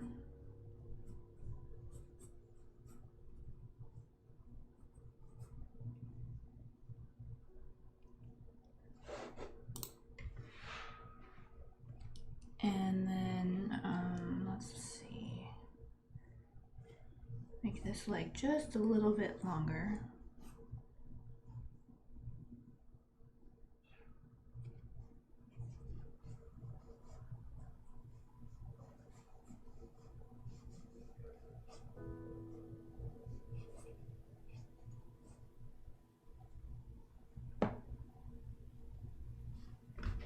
Don't love the gesture on that one. Let's see if it can make a little bit more sense. So she's kind of like turning. So this leg is like almost coming toward of us, and then this these legs are almost kind of going away from us, I think.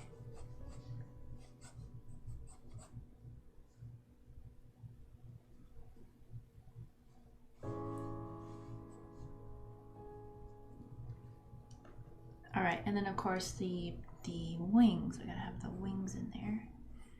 Let me look back at the bat wings here. Make sure I get some structures correctly.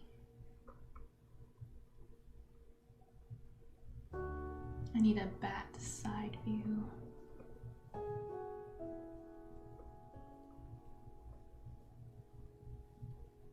Not a real bat, but that's really cool. It's like a mixture of a bat and like a moth. It's pretty neat.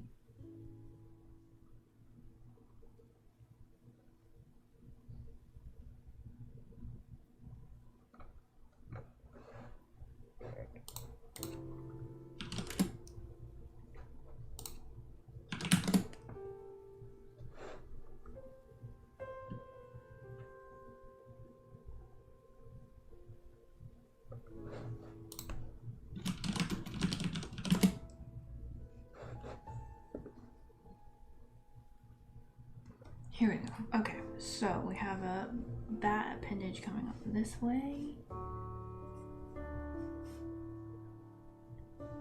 And we have a claw that comes out like this.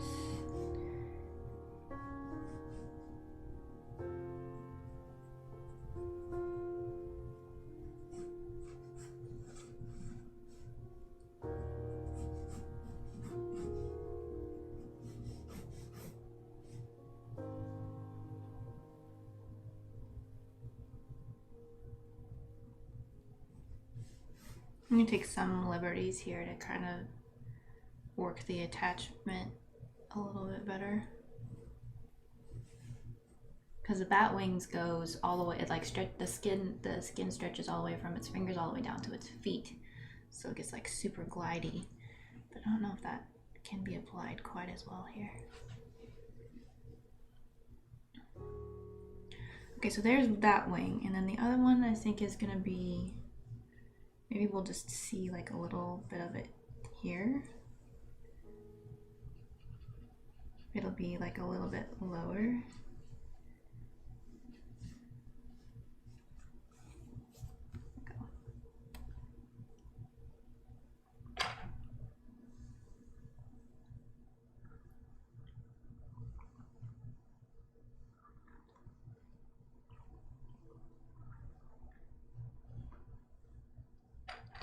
Okay, so this is my rough sketch, and now we're gonna go in and start trying to add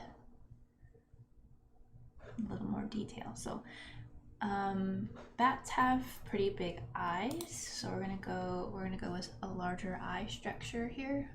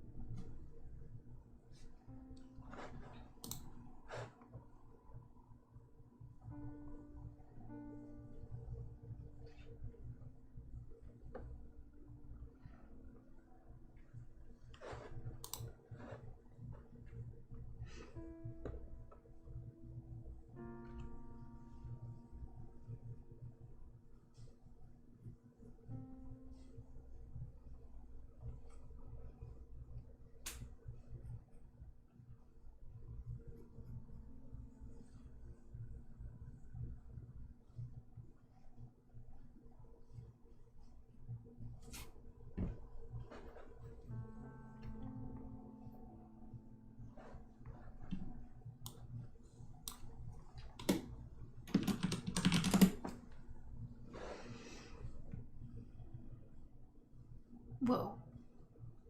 Some bats have really interesting headgear.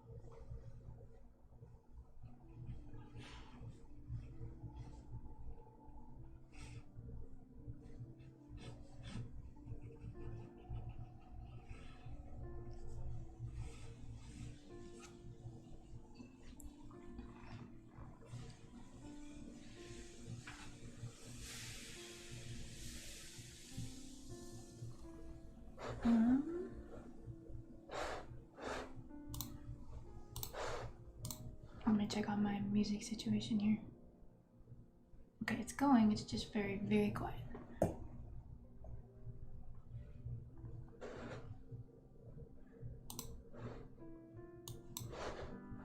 There.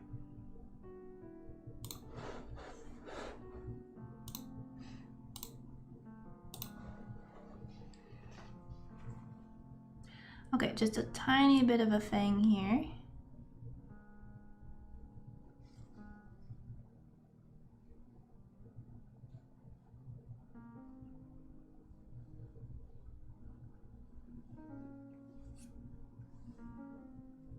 And then I was trying to find my ruler.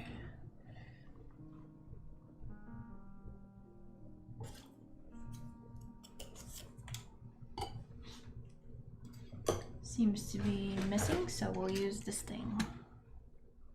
Or maybe I want like a slightly curved horn. Do I want something straight? I mean, we have a lot of curves, so let's go ahead and contrast it a bit with straight. There we go.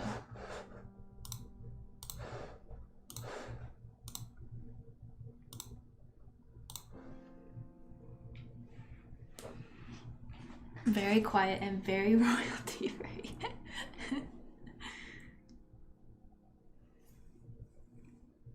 you're sweet, Rachel. Thank you so much.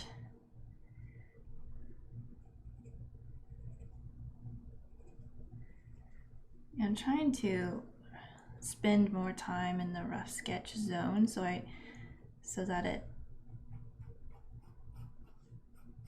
really long skinny horn, I think,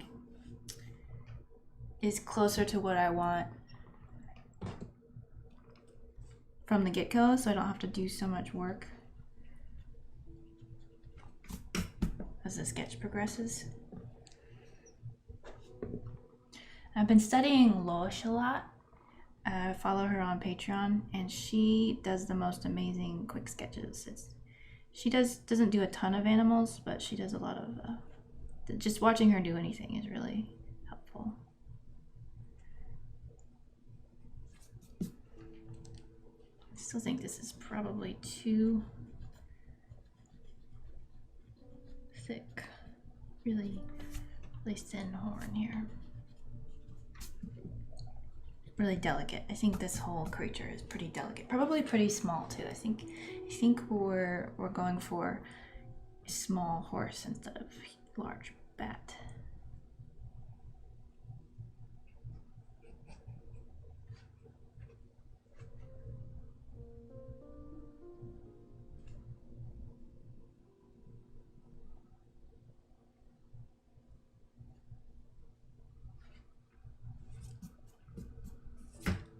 I think I need to make the sections a bit larger.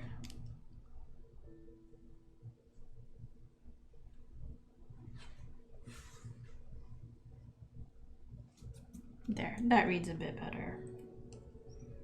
Okay, got her snubby little nose.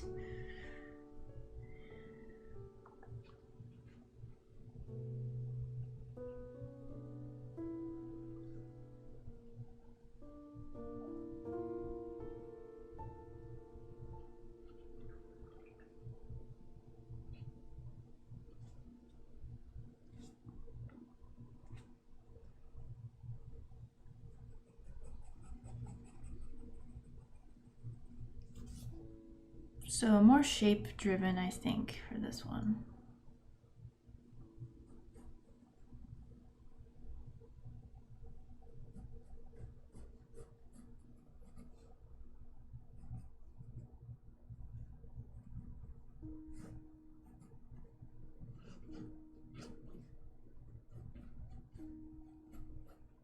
It's a suggestion of some fuzzy wuzzies.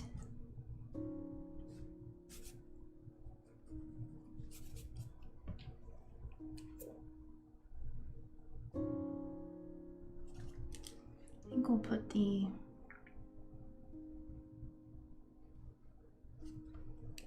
tooth just a little further back, a little more subtle.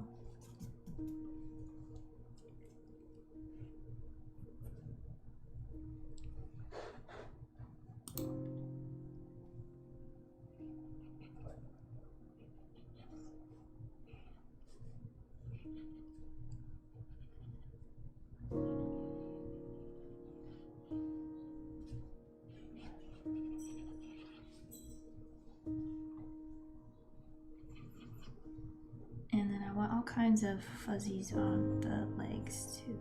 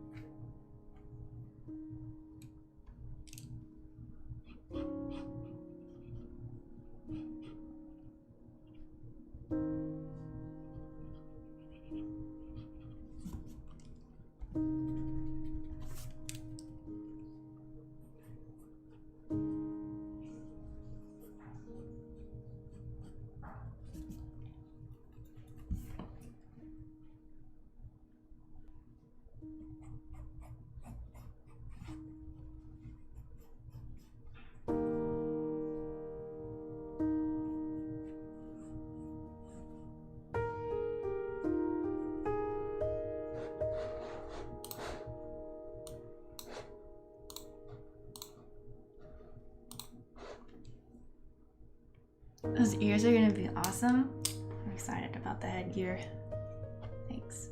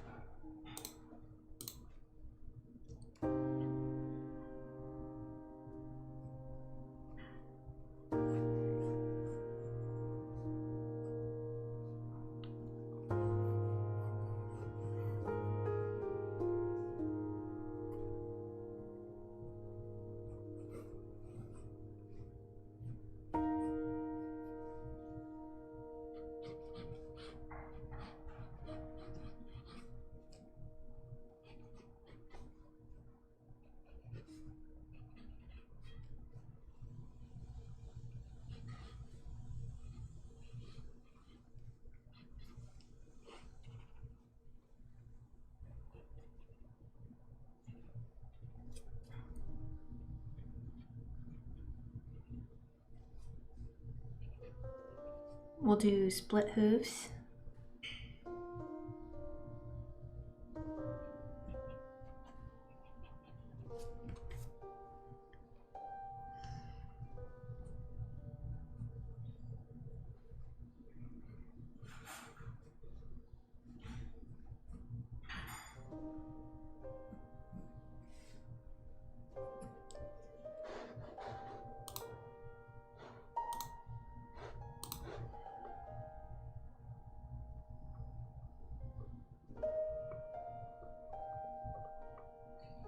I lost my wing reference.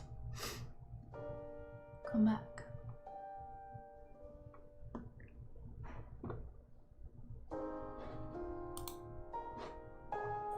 There it is.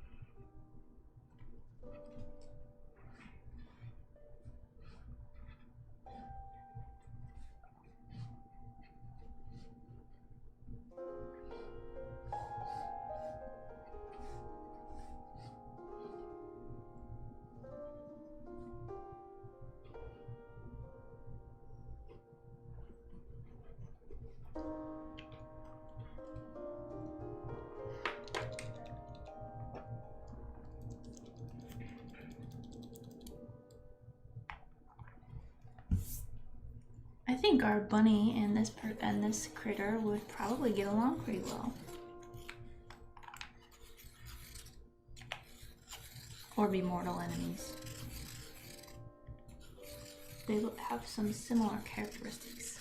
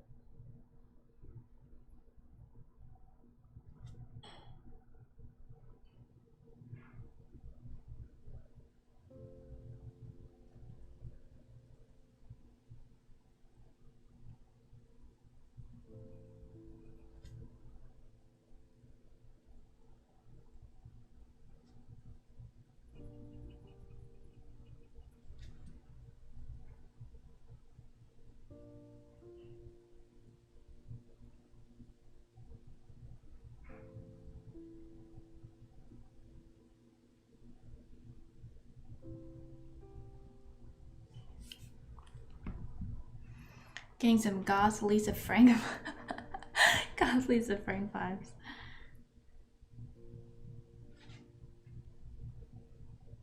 Yeah, I can see it.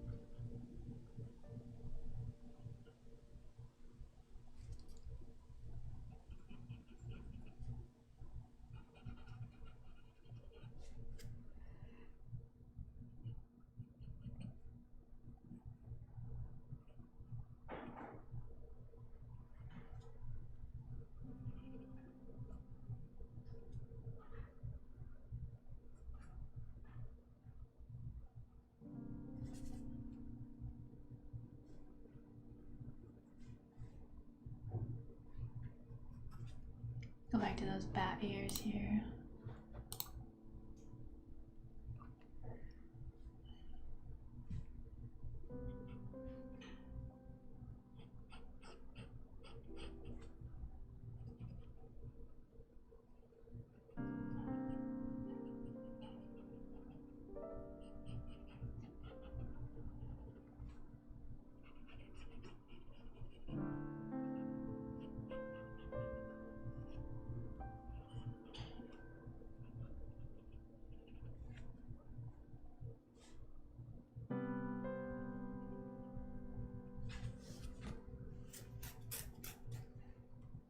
All right, I need to start thinking about values too as we go along here. I'm gonna go ahead and just finish the outline, I guess, but I'm thinking I kind of want to go dark. Maybe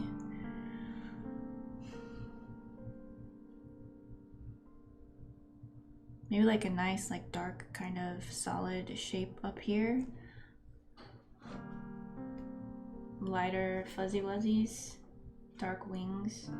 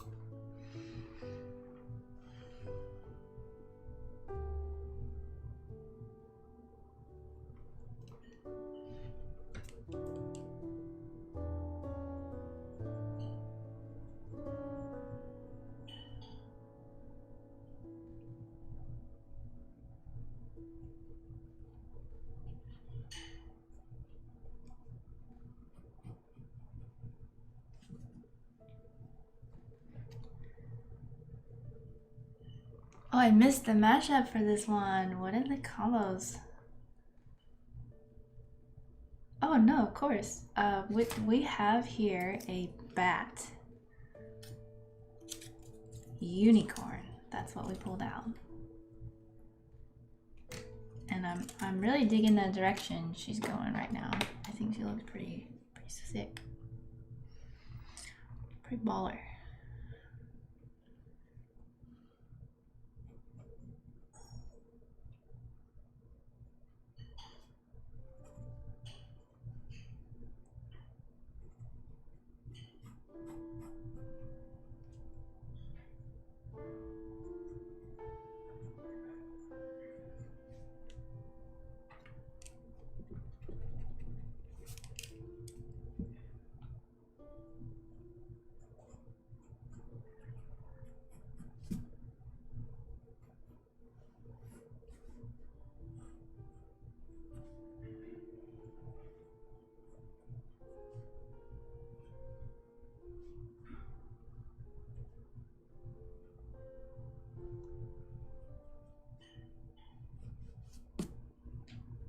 Metal unicorn. Holy moly, that's killer so far. Thank you so much.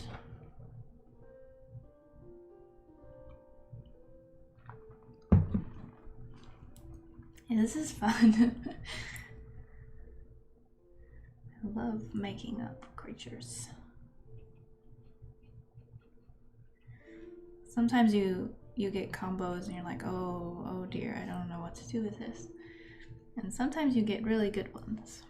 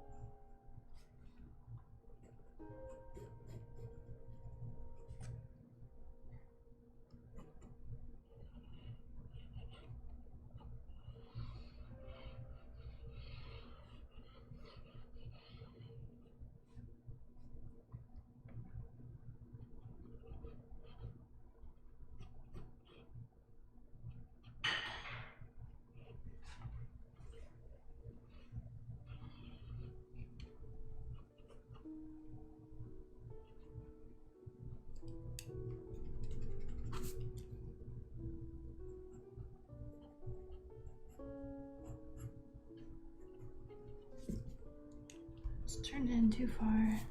Trying to get the angle consistent on this one here.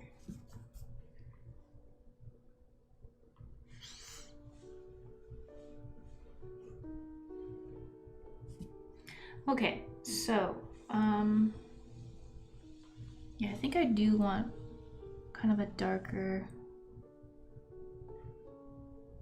Let's start with a gradient. Let's get our stub and let's just do a kind of an even gradient through the whole, starting kind of dark up here and then working our way down.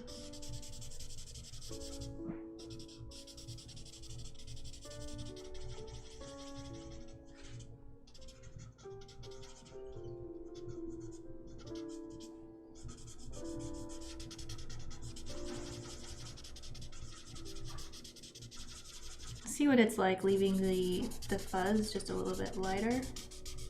We can always come back in and darken it if we feel like it.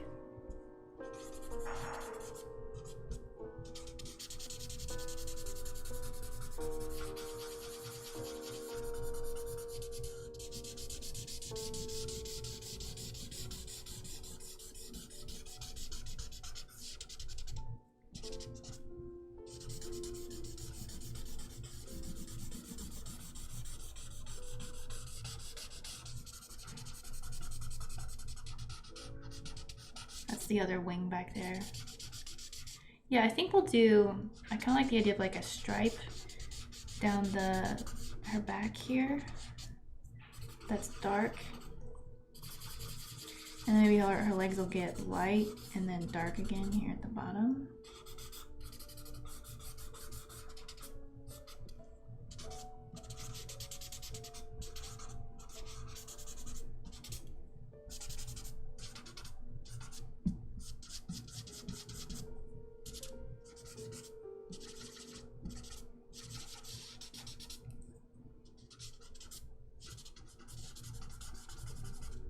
I love her little mane, like it's so, I like the shape of the fuzz. Maybe I should make her, I mean, I kind of like how just kind of flowy and ridiculous.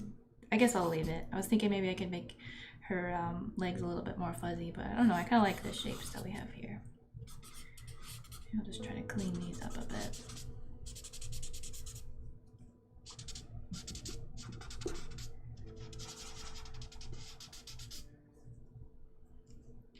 Hi Zavi, welcome.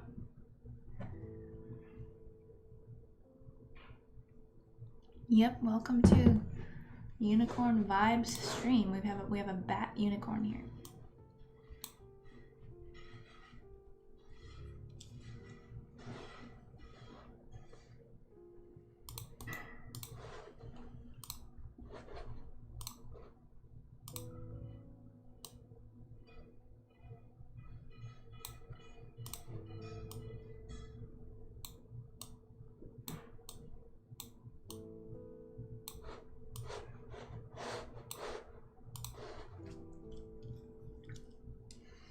Okay, and then let's start adding in some more values.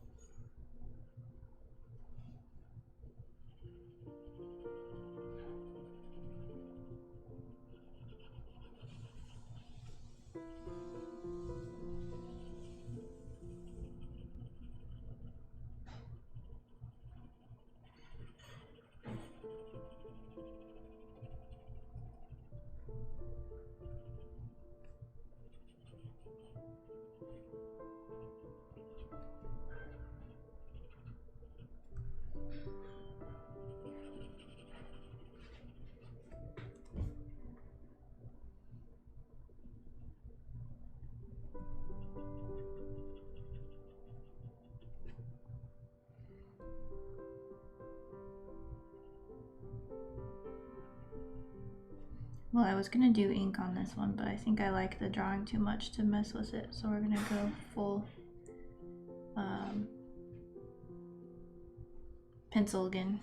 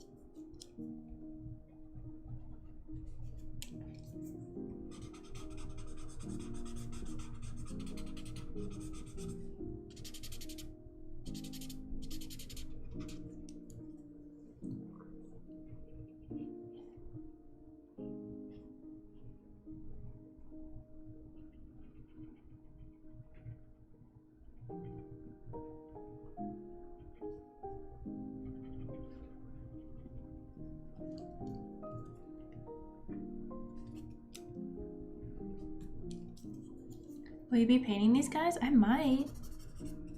I can't paint them on this paper, But I might do this one especially because I'm really digging her.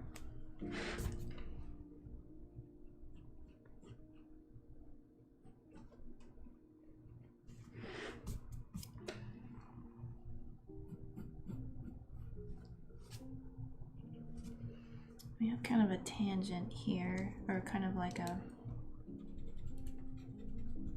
tension between the shapes. So I'm gonna go ahead and just bring it over top of the leg here. So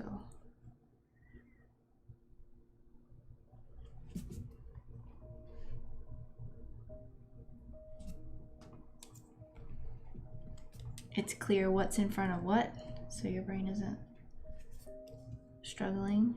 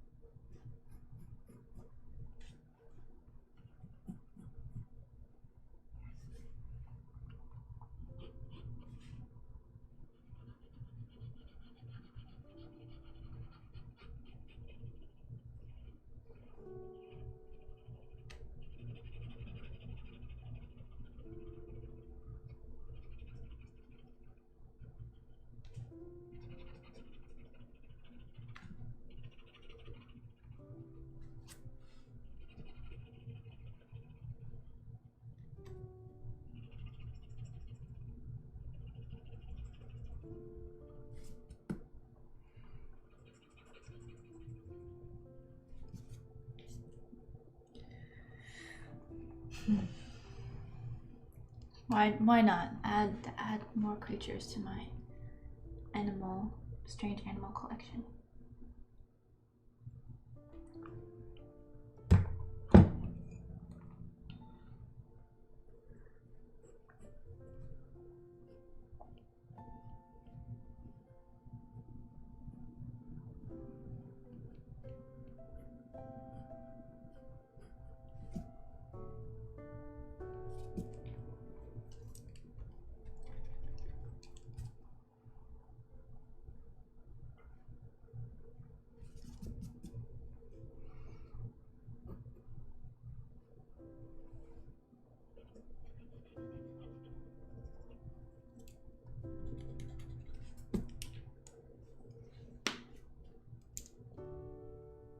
Hand stretch break.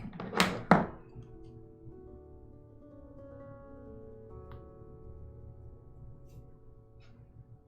like that. I like how it's like darker up here, and I think I'll leave it. I think I'll let it kind of fade out here toward the bottom so we can keep the darkness around her face.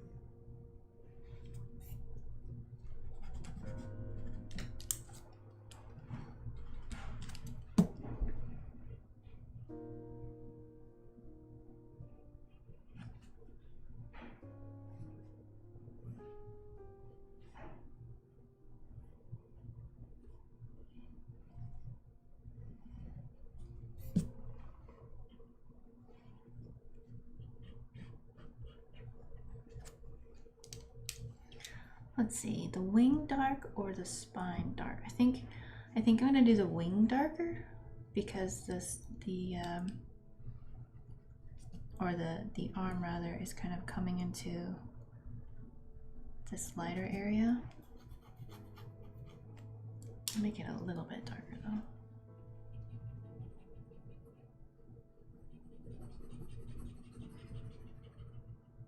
I think we'll put some more like stripy patterns in the wing too.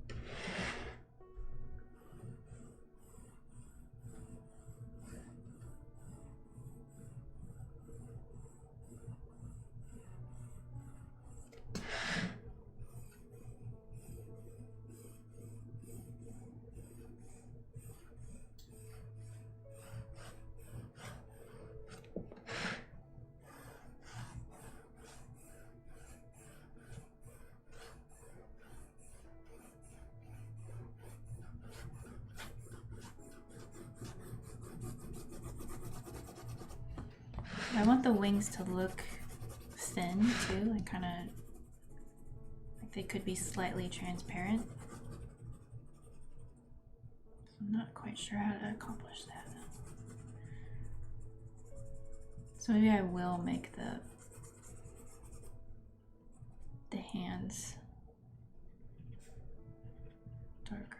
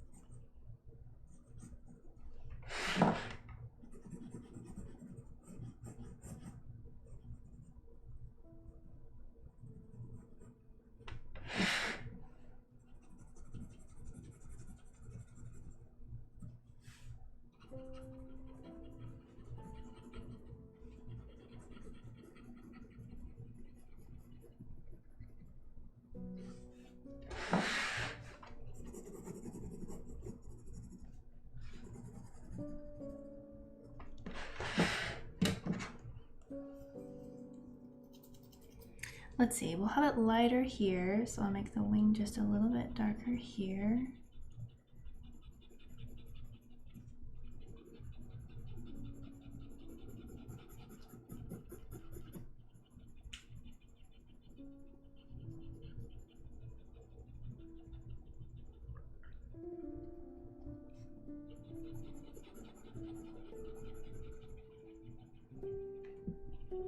And then kind of have it fade up this way.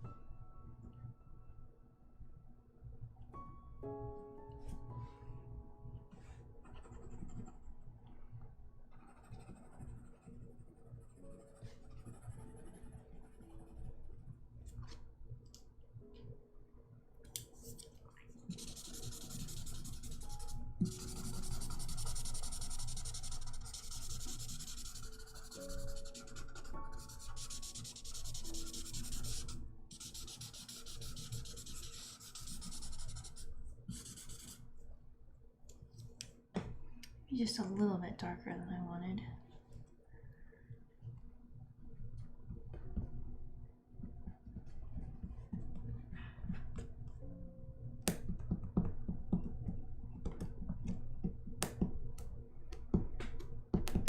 Just pull it up just a tiny bit.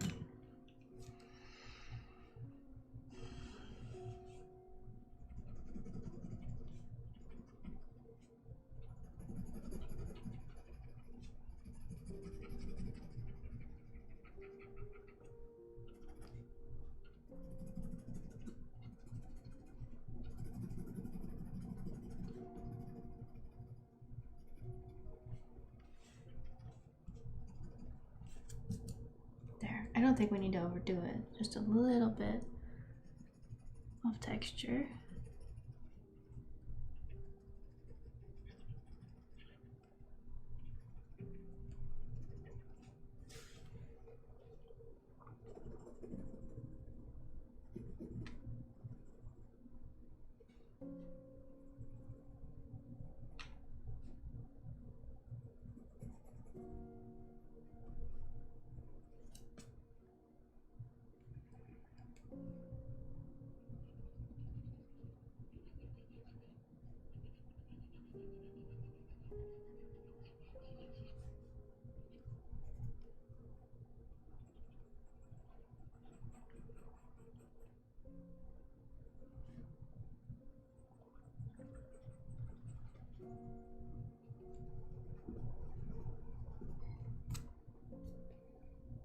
Okay, let's come in with our softer pencil, the 4B here, and just add in some finishing pops of contrast. I think we're going to be in good shape.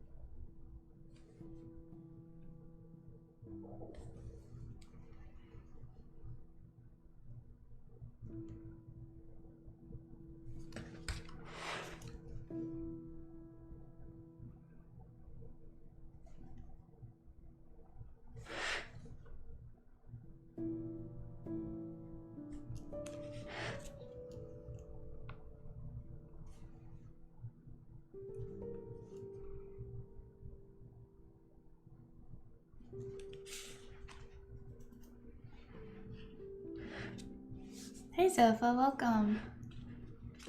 How's it going?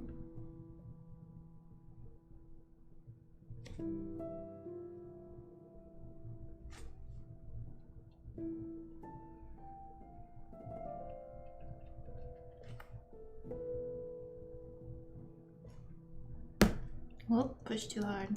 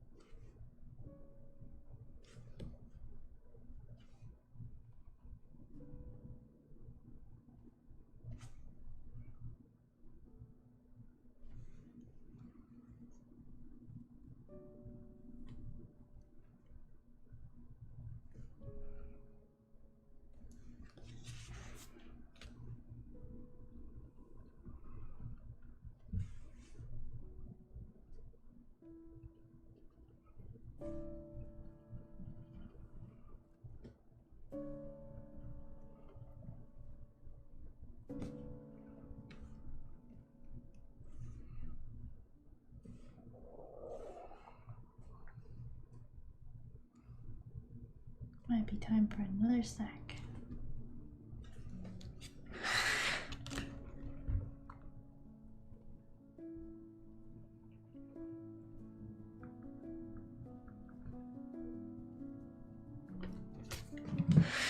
Okay, I think think we did it. I think this is probably as far as I need to take this sketch, but I think I will do maybe a more complete version. Do a painted version.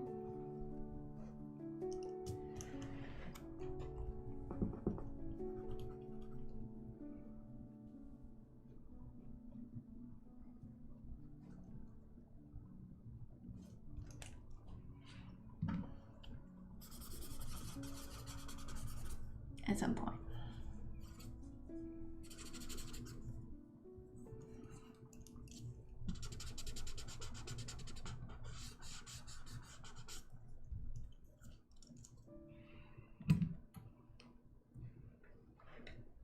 I hope you guys have a healthy collection of snacks. We do need to hit up the grocery store again because I'm running low on fruits and cheeses and stuff. That's what I typically like to snack on.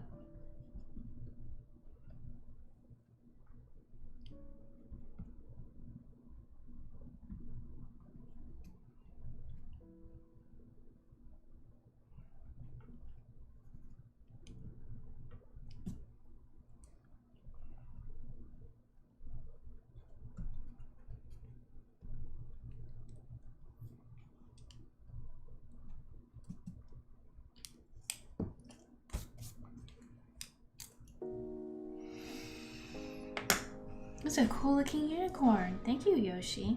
I think so too. I'm not a unicorn anymore, but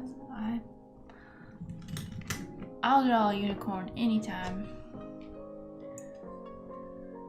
Thanks, Nathan. Is unicorn a bloodsucker? I don't know. What do you think? I gave her like just a tiny little hint of a fang there, so it's possible.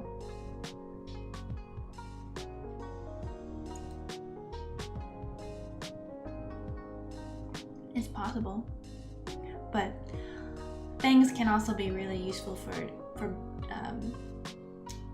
biting into juicy, delicious fruits. So maybe she's a fruit unicorn, fruit bat unicorn.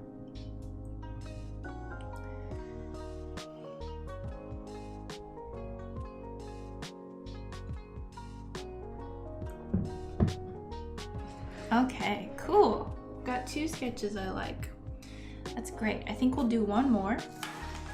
So if anybody has any animal suggestions, we can add to the pot. For anyone who's new to who just joined us, we have a little collection here of animal suggestions, and when I get back, we'll pull out 2 and combine them. So this was our dragon rabbit. And then this is our bat, unicorn. Not all bats are bloodsuckers either, I guess. I think the vampire bat is the main one. I think most bats eat bugs, fish, fruit, stuff like that.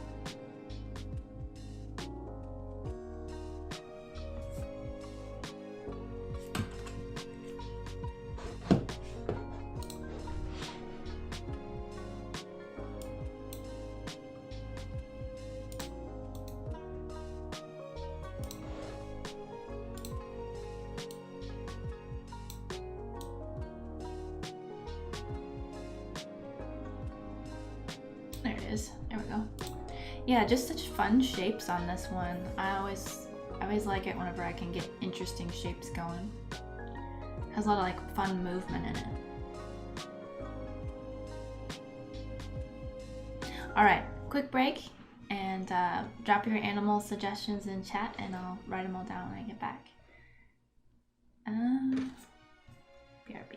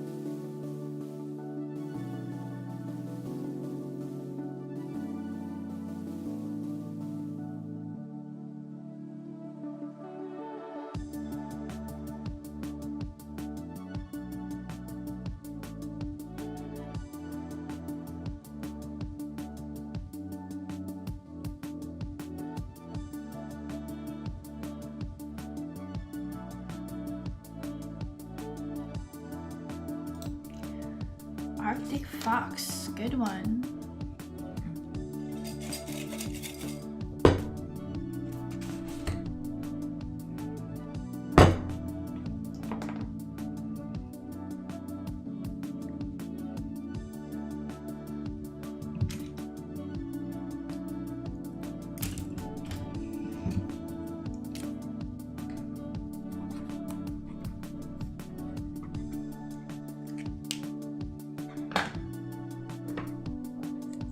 Okay, let's do one more for the day.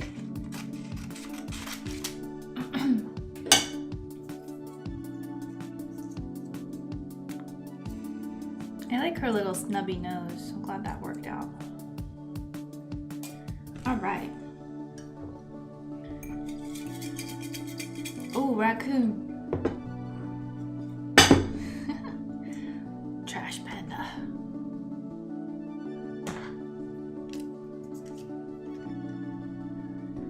Raccoon, swan.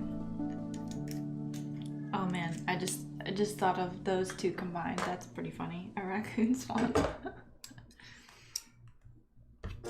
That would be hilarious. Yeah, we've been hitting like a pretty like fantasy vibe, kind of goth fantasy vibe. So I wonder if we'll get something silly this time. Love the snubby nose, thank you.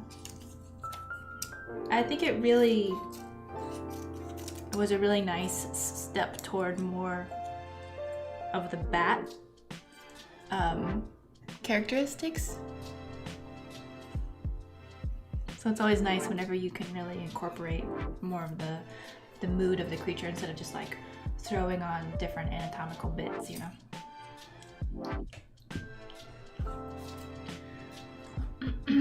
Okay, here we go.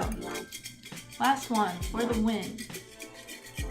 Get them all mixed up.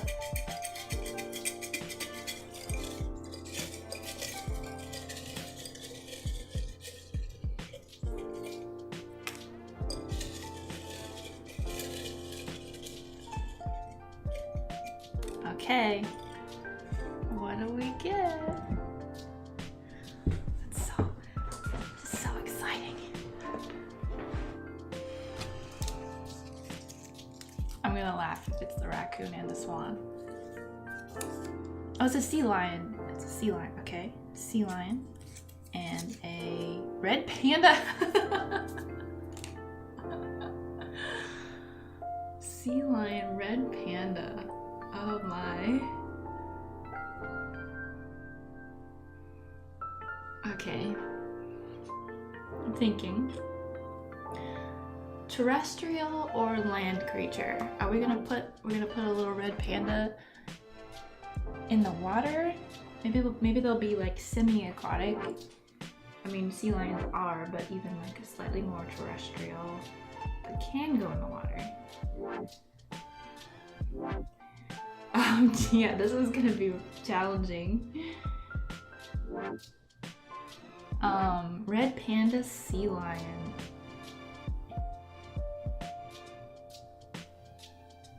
Waterborne or terrestrial? So if we did it underwater, it would basically be like a little red panda mermaid essentially. So that might be interesting.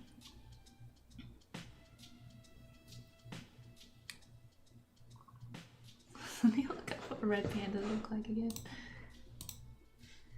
Oh, hi Fluffy, kitten of Mordor. I want to see they say hug and run away in fear from the bunny. Yep, we were pretty goth Lisa Frank for a minute there until now. Panda. Oh, they're so cute. I kind of like the idea. Like we haven't done like these are both terrestrial creatures. So maybe we'll do like a red panda mermaid. Emily, hi. Welcome. Welcome to we've been drawing prompts out of my jar and drawing. So this is a bat unicorn that we did. We drew out bat and unicorn. And this one we drew out rabbit and dragon. So we have a dragon bunny and a bat unicorn. And now we have to do red panda sea lion.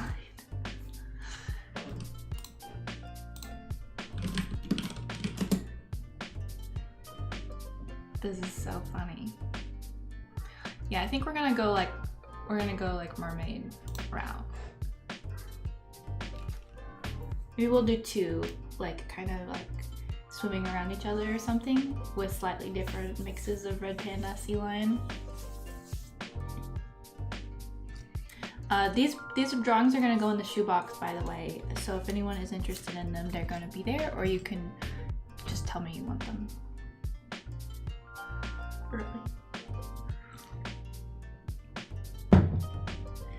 Red panda sea lion. Okay. Do I want to do a painting? I think we'll just stick. I was gonna do like a variety of mediums today, but I'm kind of feeling the graphite, so I think we'll keep running with that and see what we can come up with. Interesting mix indeed. Gotta see what we can do here. Okay, I'm gonna take this one off, and I think we'll work on this page here.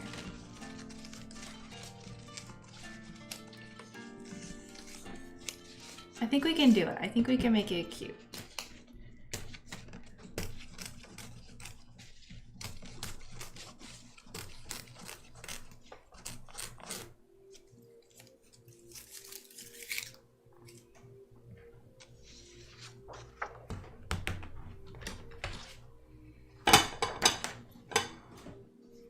I'll show you guys a funny one I did. I didn't spend a ton of time on it. It was pretty quick. So some of it is not very well developed, but I was doing a practice one the other day and I drew out Quetzal and dragon, and I was just like splashing some paint on it. But I thought I like his little face. It's cute. This area back here got a little bit confused, but it was fun. It was fun to do a little prompt the other day. Quetzal dragon. Yeah, I've been doing a lot of paint sketches. This is from the Twitch stream the other day. Just trying to go like really fast and not think about it. Kind of loosen up my approach to painting.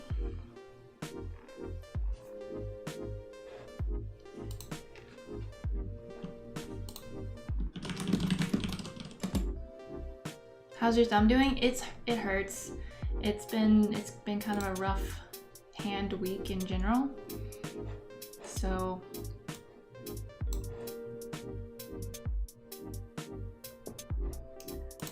not amazing, but we're working through it, and I have an appointment with a doctor coming up soon, so hopefully we'll get it situated.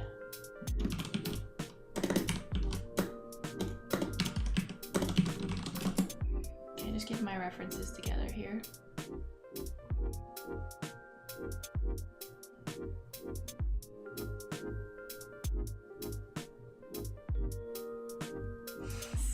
Red Panda Sea Lion.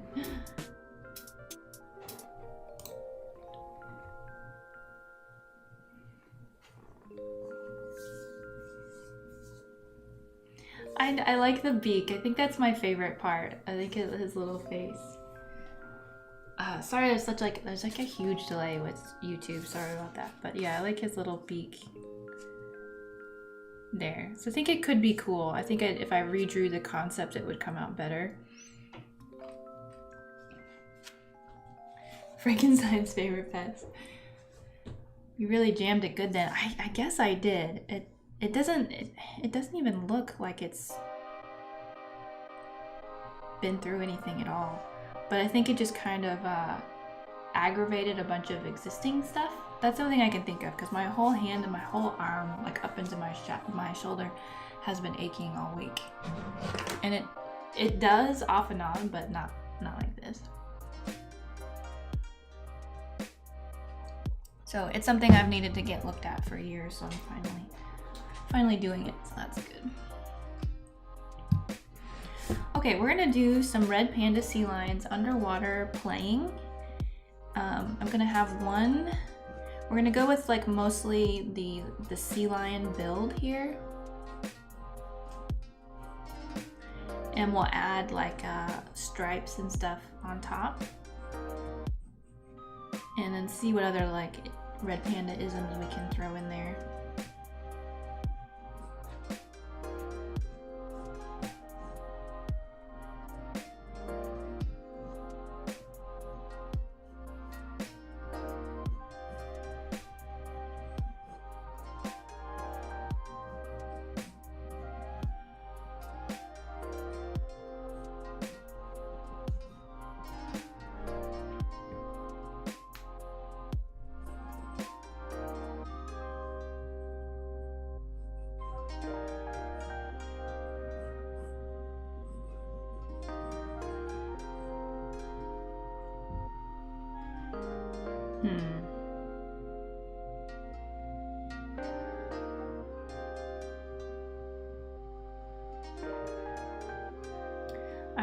I'm trying to think if there's like a way that I could maybe add like little red panda paws.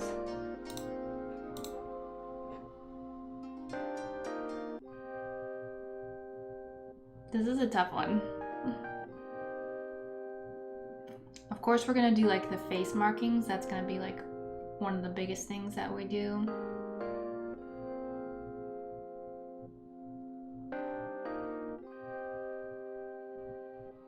Nice coloring process. I'm gonna try a looser approach too. Go for it. Yeah, I like a lot of things about how I typically approach painting, but something's wrong because I just haven't been.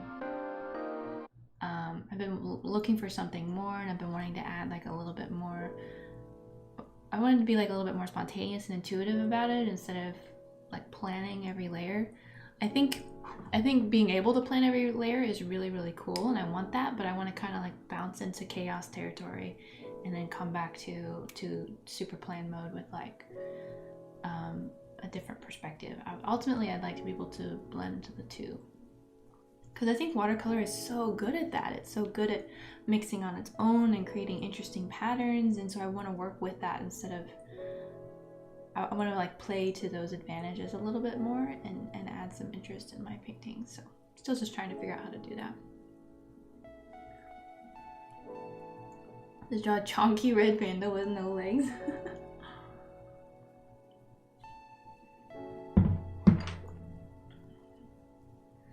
I think I'm gonna give him more of the red panda face instead of the super aerodynamic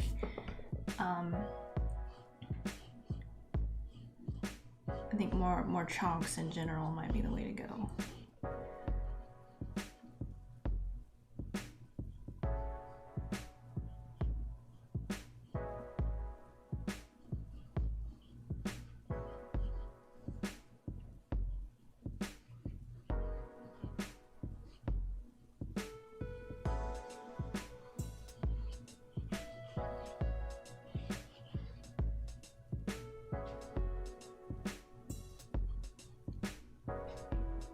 Here, we'll do paws instead of fins. Trying to roll with it. We're trying to roll with the weirdness.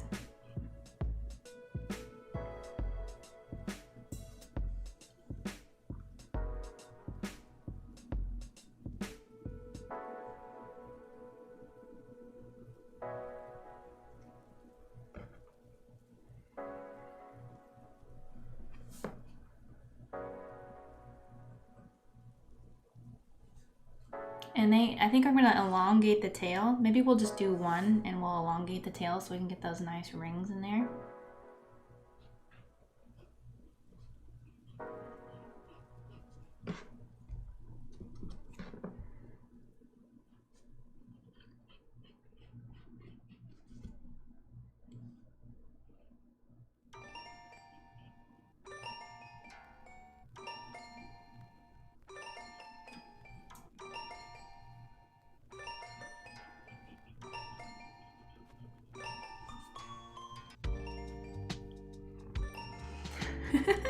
I think this one is gonna be a bit funny.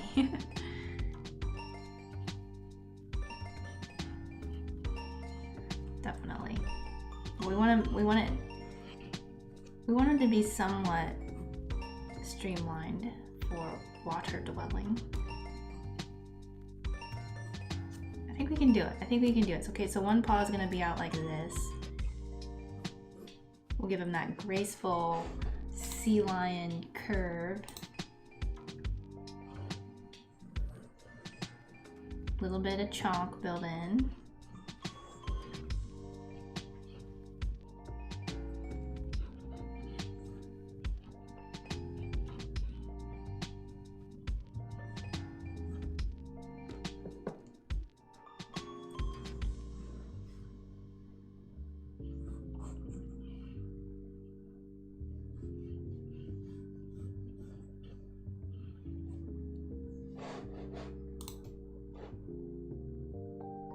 They do have quite long tails. I think I'll bring this up a little bit more.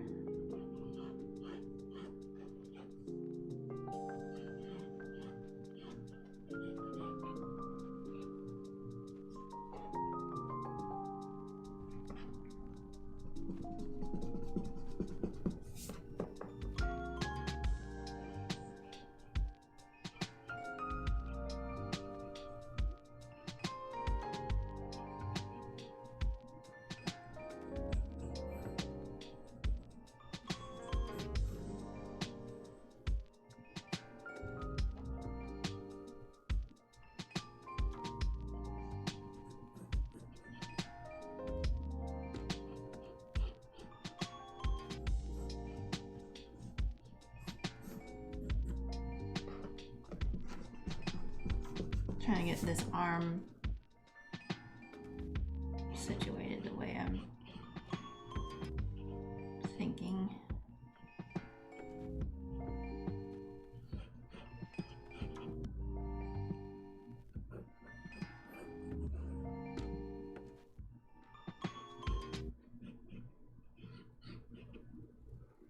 No, I don't like that shape. It needs to be a more graceful shape. Oh, it's Mighty Jazz. Hey, welcome. Good to see you. Thanks for stopping in.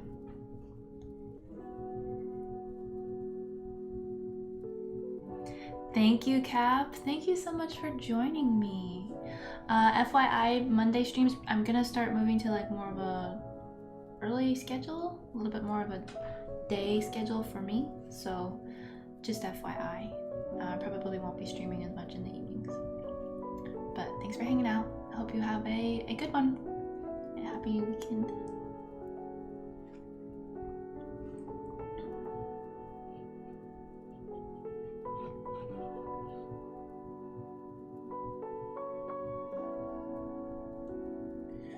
Okay, I'm trying to think how, like if he was diving like with both paws back, like how his hand would be oriented. So the shoulder is here, I think.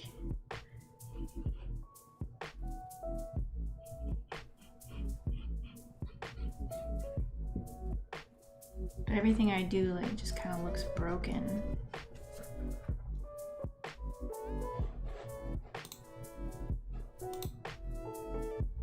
It needs to come down a little bit more, maybe. Start here.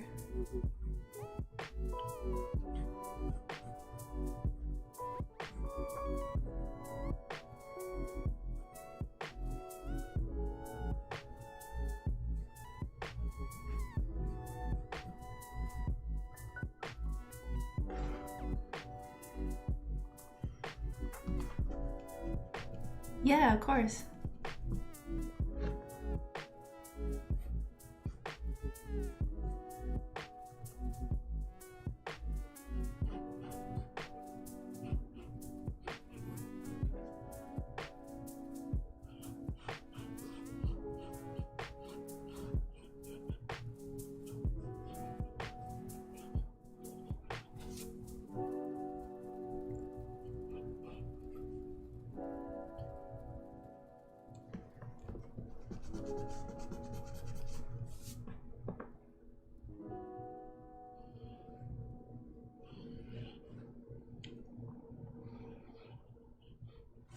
Okay, we're thinking really hard here.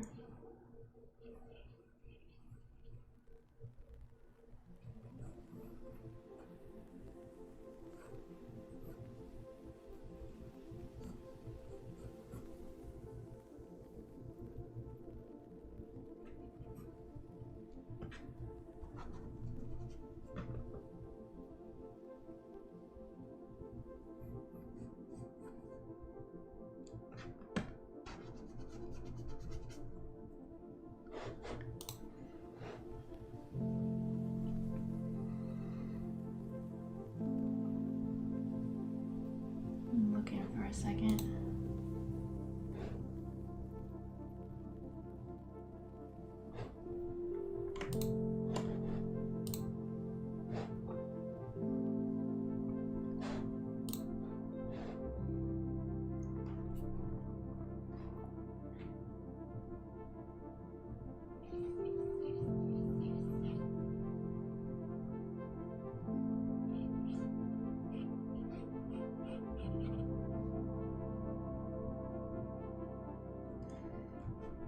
I think it's the foreshortening that's throwing me off. I think it would be a little bit foreshortened.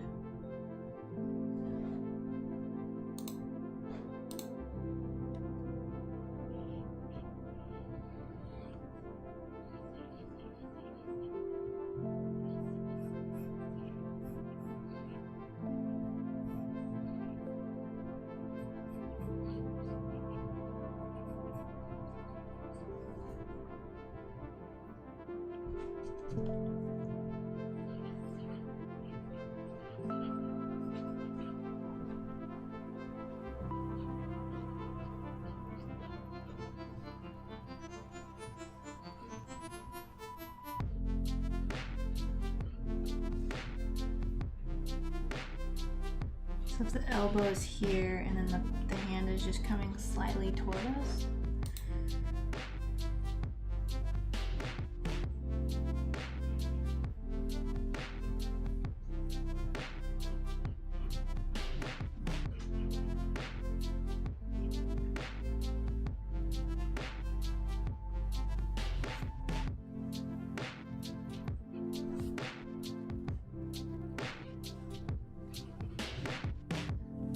I was watching a video of a hungry polar bear trying to chomp down on a sea lion that hadn't eaten in months, but it couldn't pierce through the thick skin of the... Oh, really? Polar bears are having a rough time, man.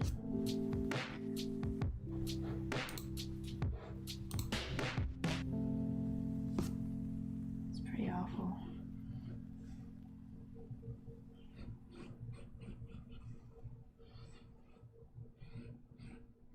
A little bit more of a belly, I think.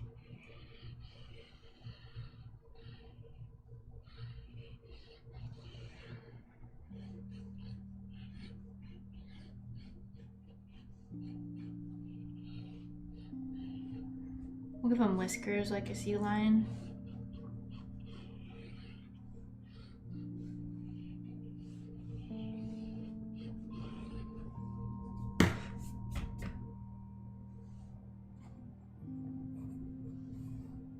He'll be in the kelp forest.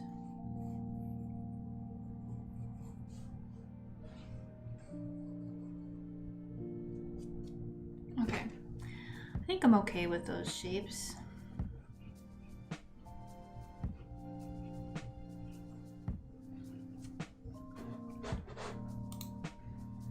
This one was never gonna be easy, so that's okay. We'll just roll with it here.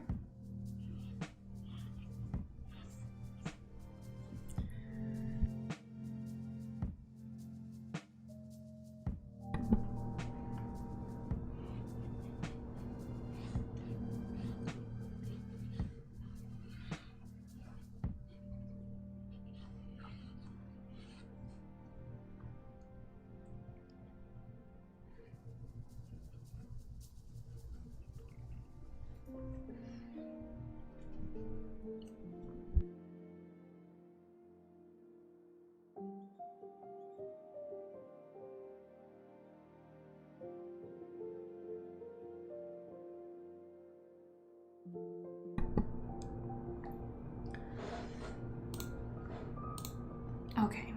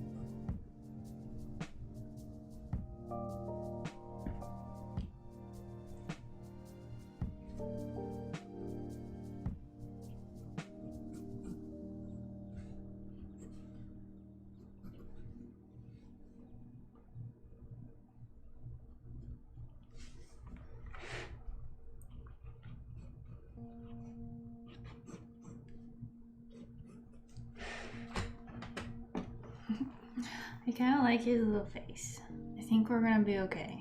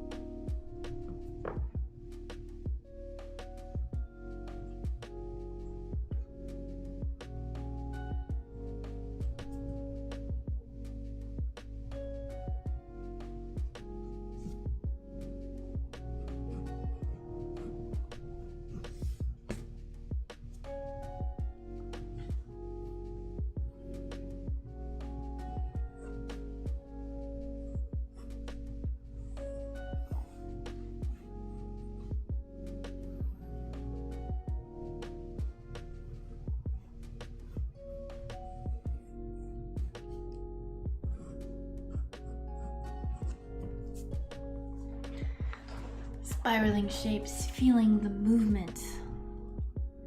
Yeah, I'm trying to do movementy things.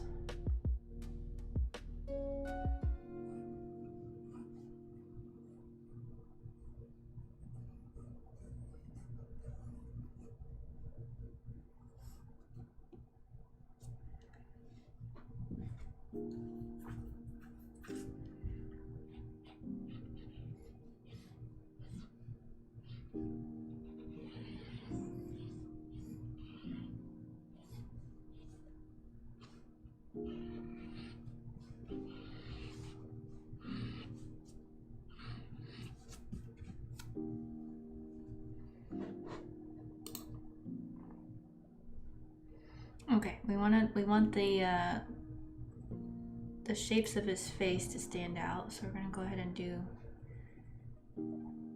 some value separation here.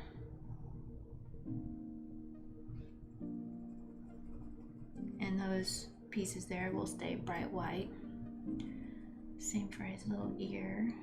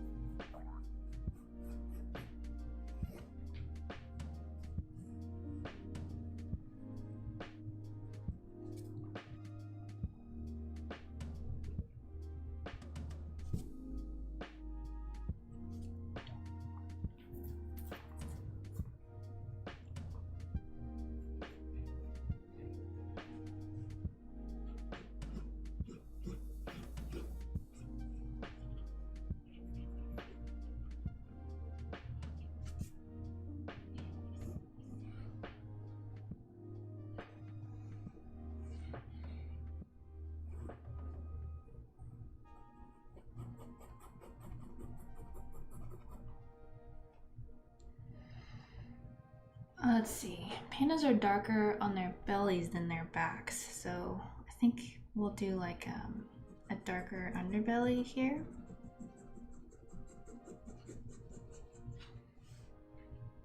And then alternate the tail.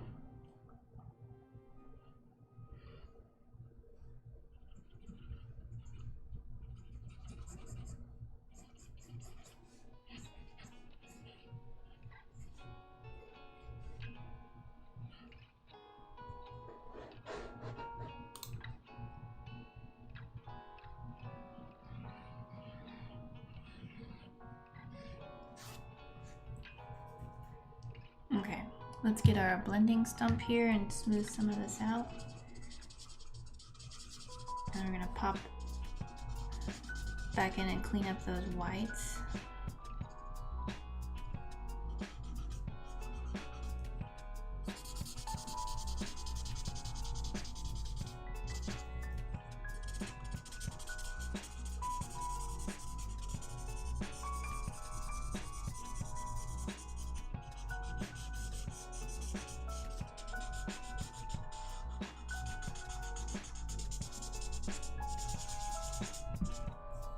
I can do this with my left hand.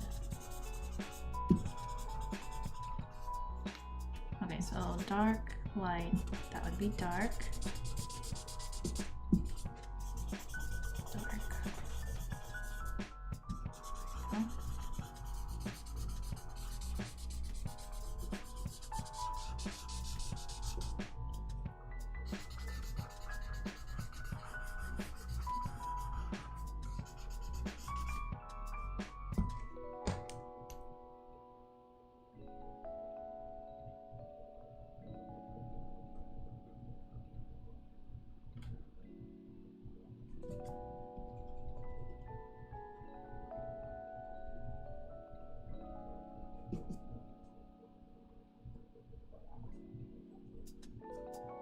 Okay, so that's really the only part that we want to be pure white, I think, is on his face, and then the rest will be shades of brown.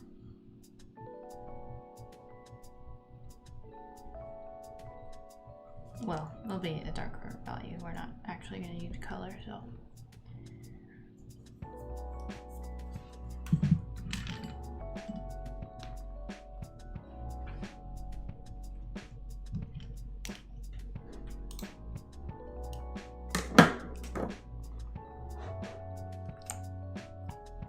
I might give him some spots. I don't know, since we're mixing in the sea lion aspect. Add some more texture. I mean, we have quite a bit of texture going on back here. But I think some like spots in here might be cute to kind of emphasize that he's more mermaidy.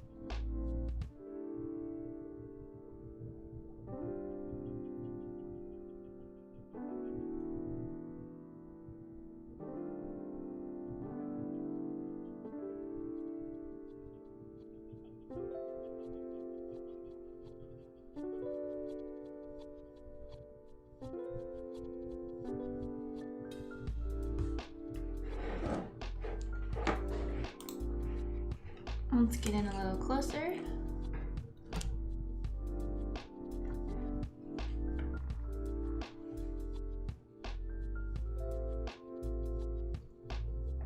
Inktober in July, huh? I hadn't heard of that one before.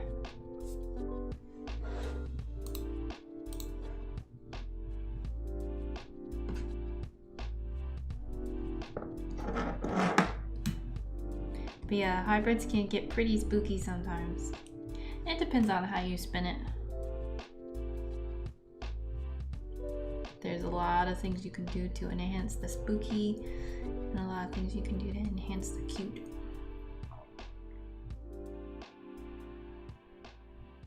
And plenty in between, of course.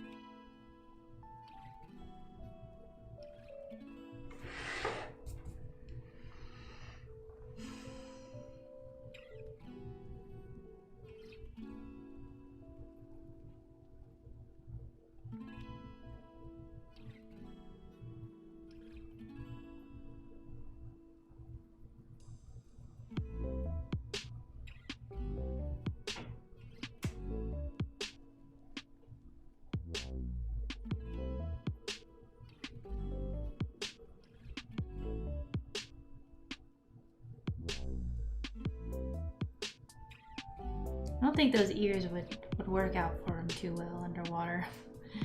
Whoops. We'll just have to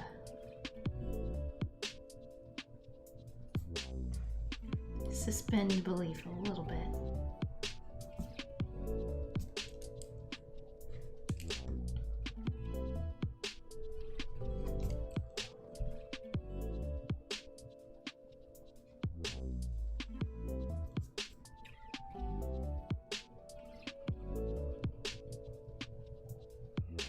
It's a cub of a panda and a snake. It's a sea lion red panda.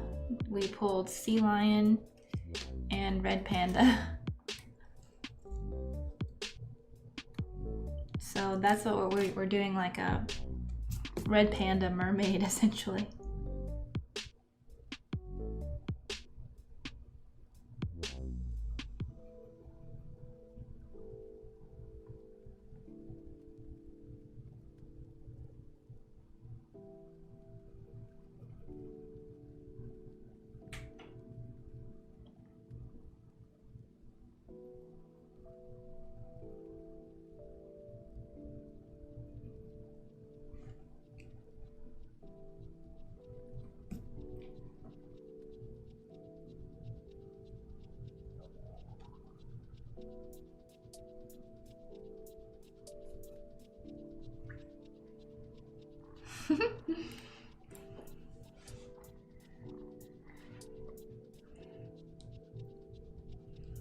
Well, snakes lay eggs, so it would just be a very small bear.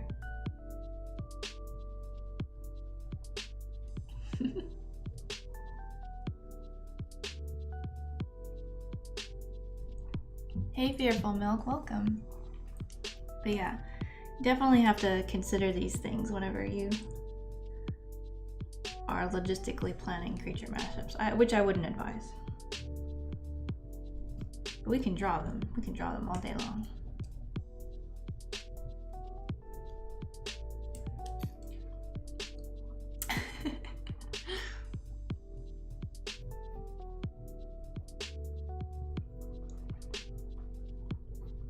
Yeah, for anyone new here, we did a bat unicorn. We pulled out bat and unicorn, so we mixed those two to get this piece. And we also did a rabbit dragon. So this is our rabbit dragon. More of a bunny dragon, really. It's a little bit more soft and squishy.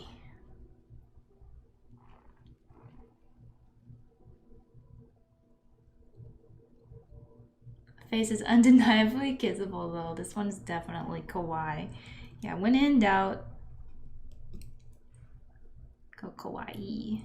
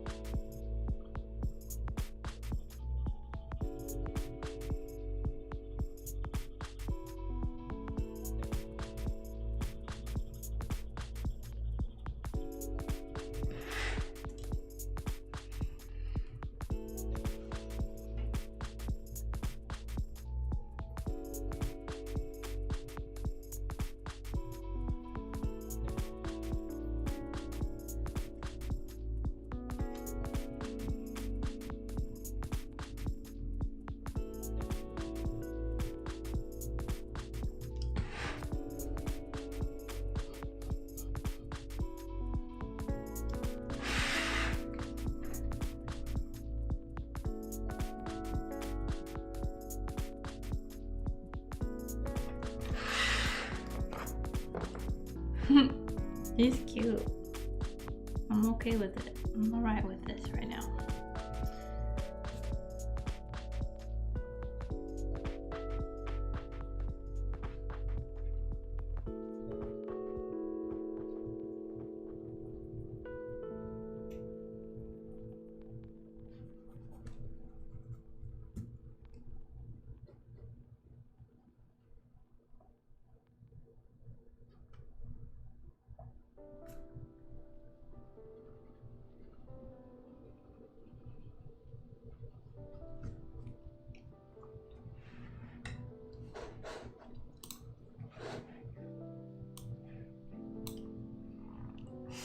Thanks, Nathan.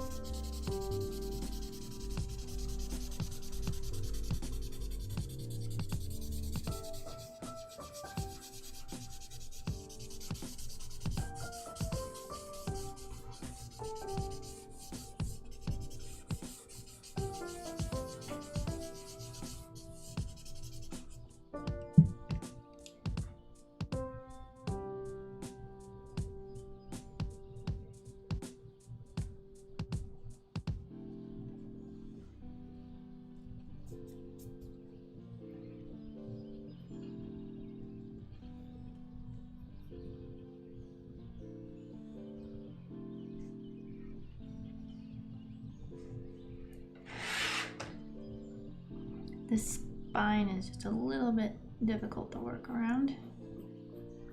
Getting these angles.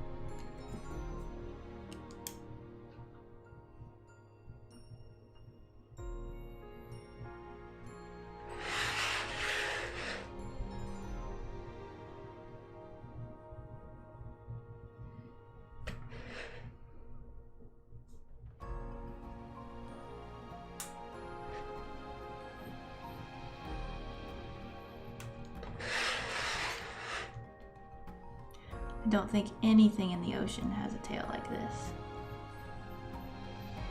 Until now.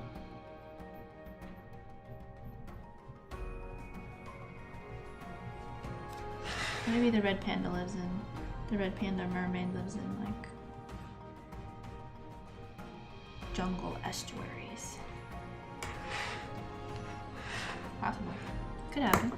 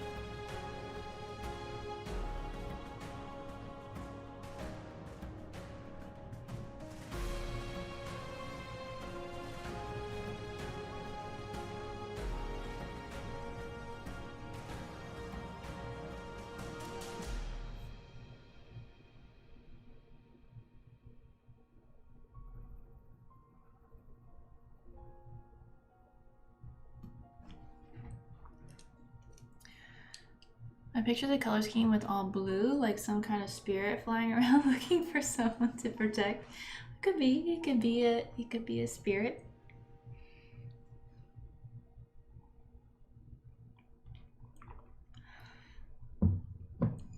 And with his own epic movie soundtrack apparently as well. So I think we'll have the light coming from above, which is typical when you live in the ocean.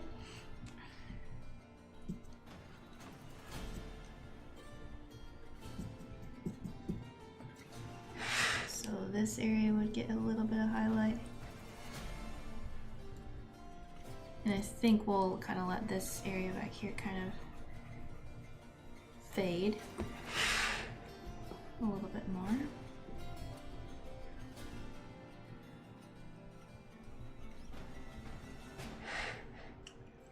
Yeah, let's get out of the epic soundtrack zone here.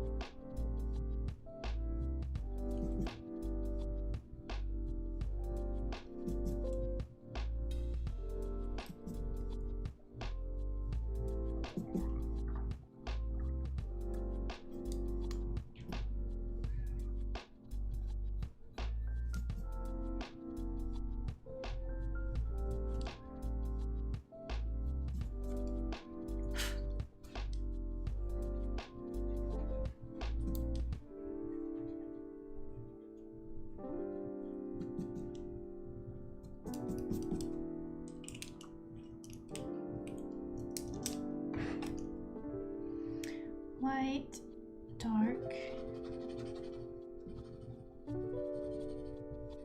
light, dark.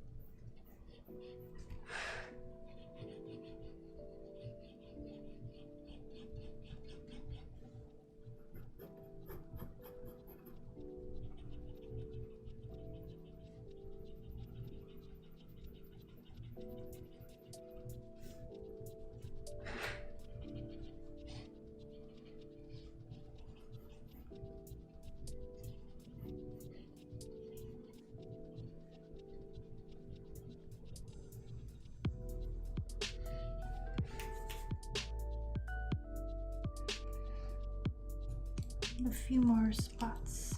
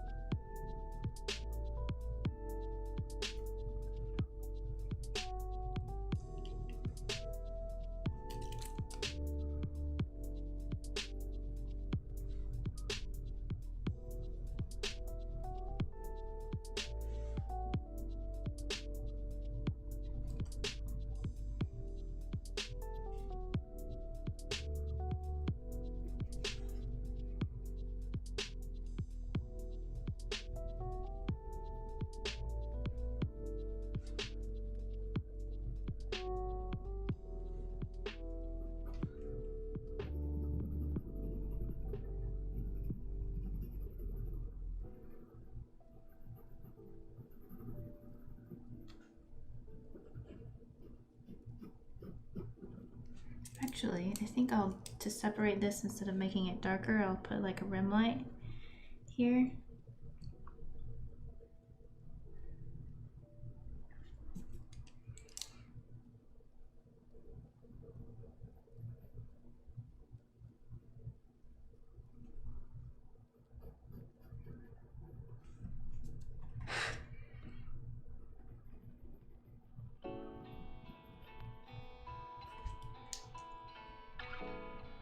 Because that would make sense. I think with the way the lighting would be coming down, there would be kind of a highlight here instead of a dark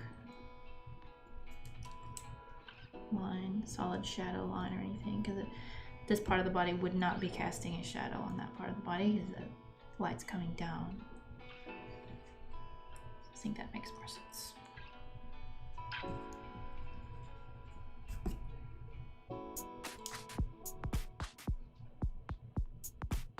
And then here we have the highlight on the belly, so we don't need to put it back there.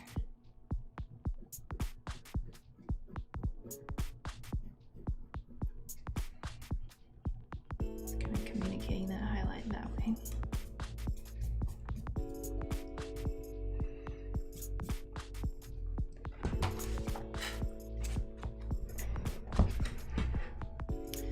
And let's see, we'll make the seaweed a little bit darker.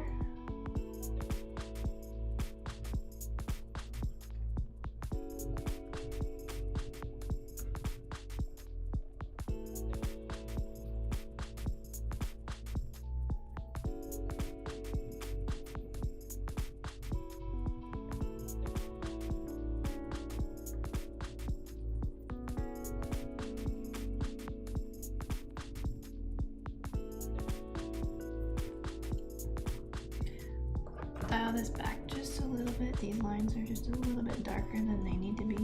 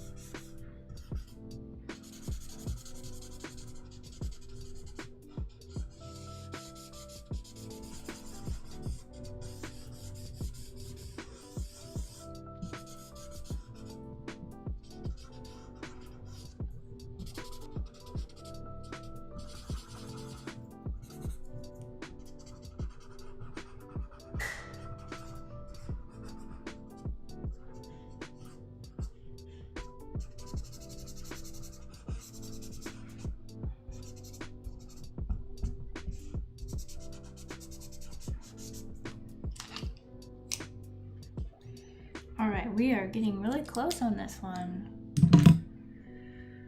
Let's just clean it up a little bit.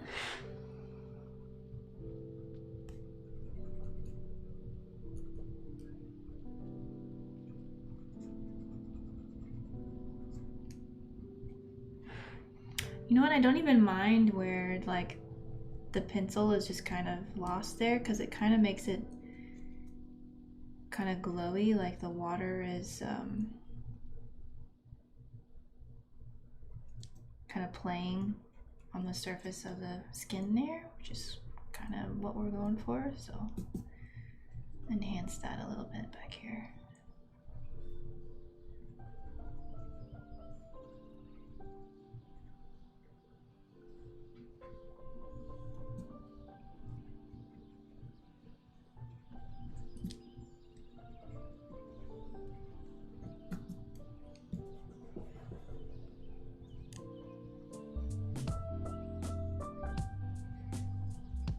And down here, I think it would be hitting 2.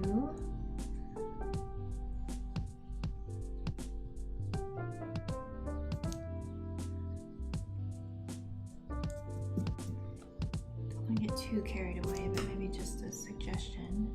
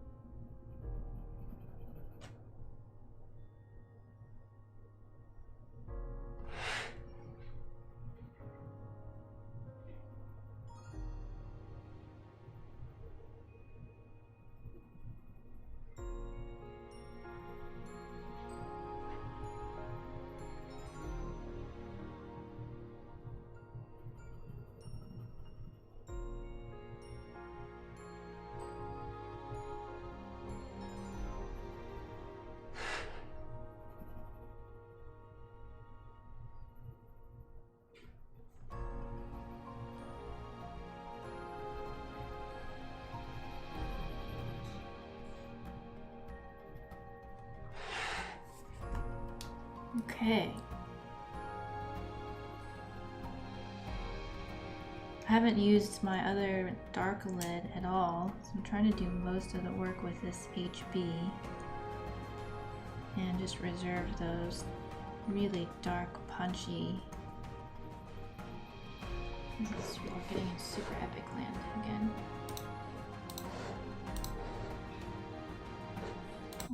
Let's keep it chill, right?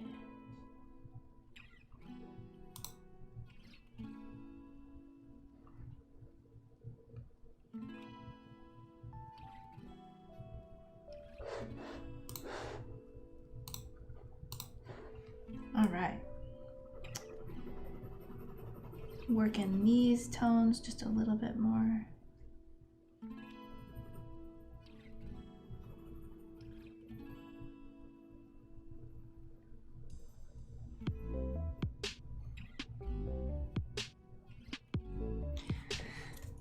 Well, this one was an unexpected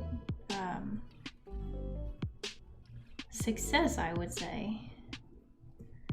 Was not expecting this one to turn out as cute as it is. But I like it.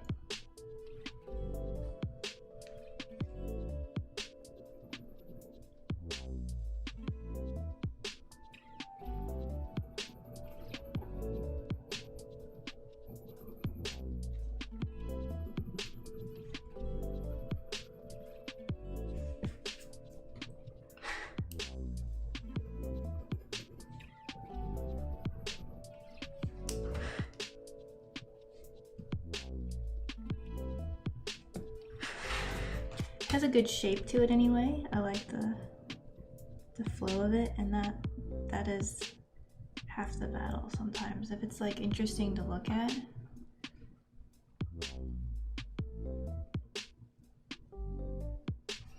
What more do you need? Thanks, Garrett.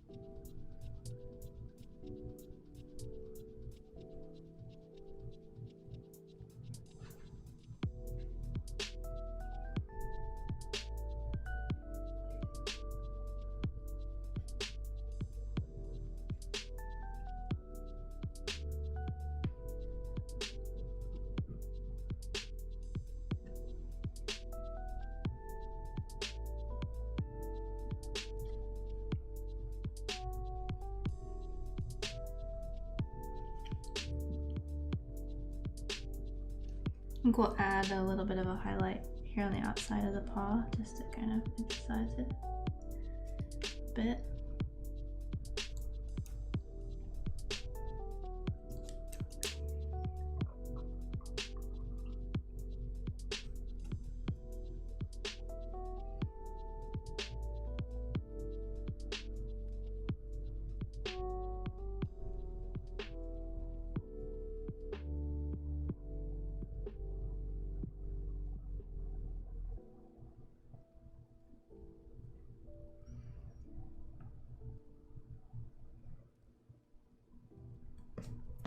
What a cutie.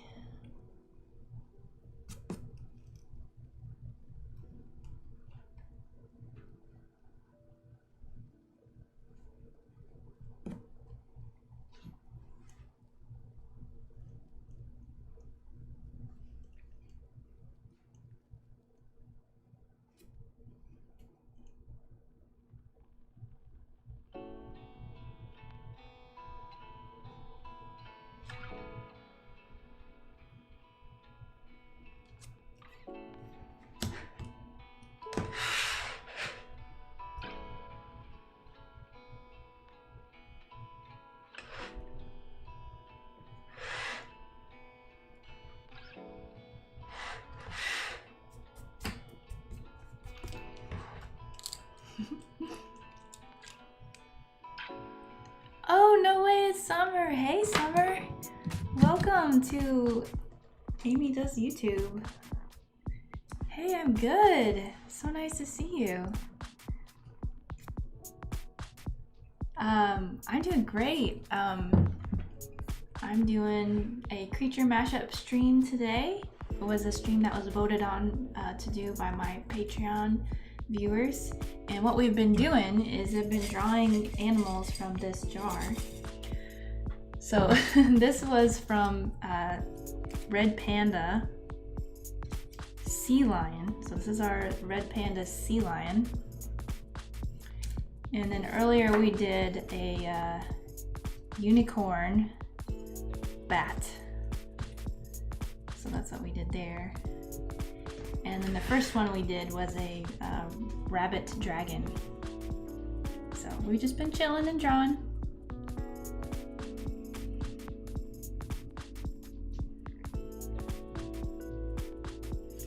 And it's been fun. It's a fun little challenge.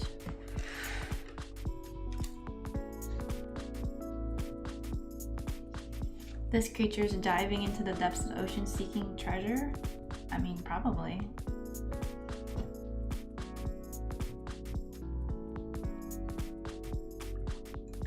Who knows? Who knows what drives the Red Panda Sea Lion? Thanks.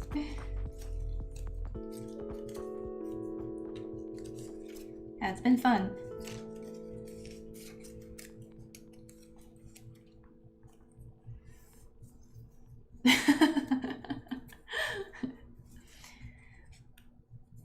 We shout you out in spirit. All right.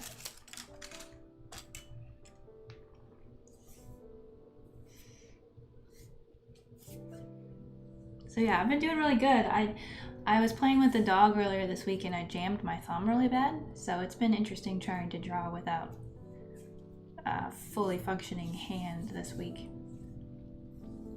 But we're getting by.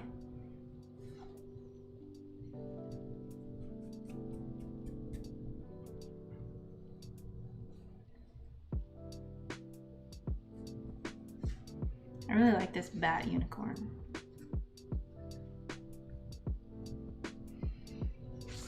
I actually really like the red Panda Sea Lion though too.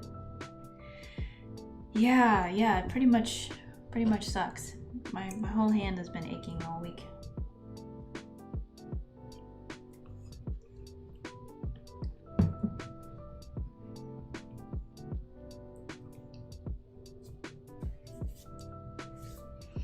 But it's very difficult not to do art things, so I pretty much try to use my left hand for everything during the day so I can use my right hand to draw things at night.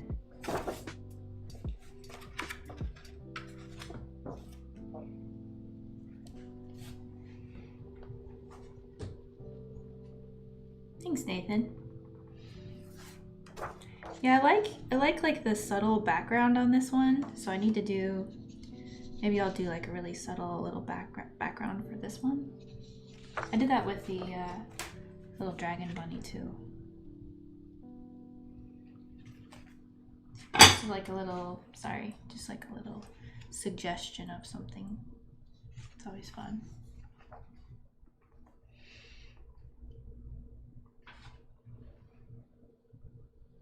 I think what I need to do is, it's a little bit ambiguous what's happening here, so I think I'm gonna put in a little bit more shading this way, or maybe I'll continue this highlight, I think, and then have the shadow kind of melt backwards, just to kind of pop the arm a little bit, because it's kind of getting lost in the shape of the rest of the shape.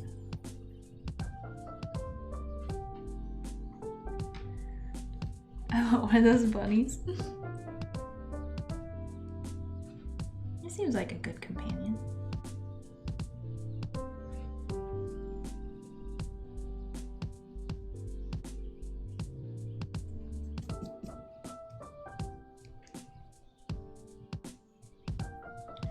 All right, well, I have been drawing for almost 5 hours, so I think this is gonna be our stream for the day.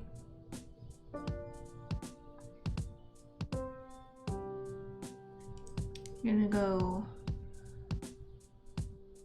put some heat on my hand, I think.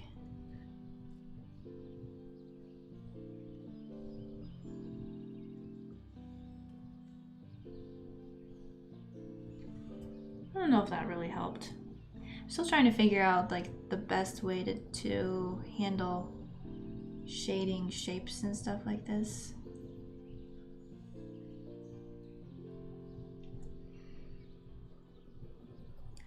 For maximum readability.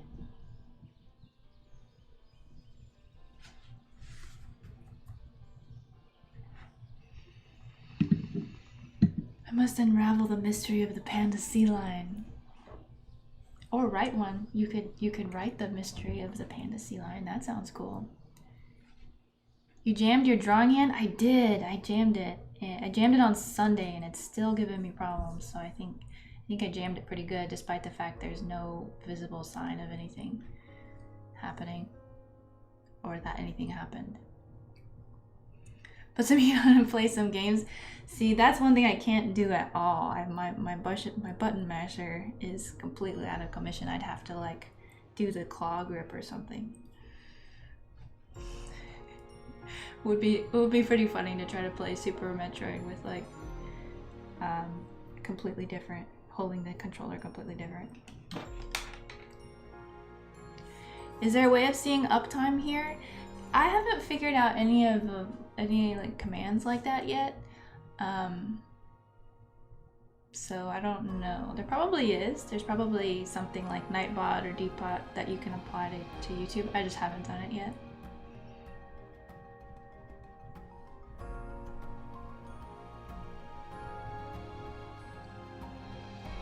So, so I do YouTube request streams on my Patreon. So anyone who's a member of my Patreon can be a part of the vote for streams, as well as a bunch of other things. And then all these drawings are going to be going in my Shoebox channel on Discord. So if you're not a member of my Discord, you can join my Discord channel, and these drawings will be available there for a limited time. That would be a lot of fun, at least for anyone watching me play. It would be a lot of fun, or it would be frustrating. One of the two. I need to make my own playlist so we don't always run into that super epic song.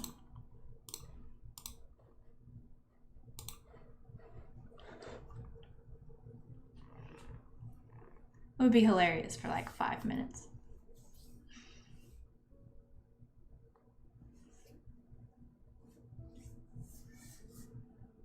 But thanks so much for stopping by, Summer. It was awesome to see you. I've been like in such introvert mode the last couple weeks, but I want to catch up.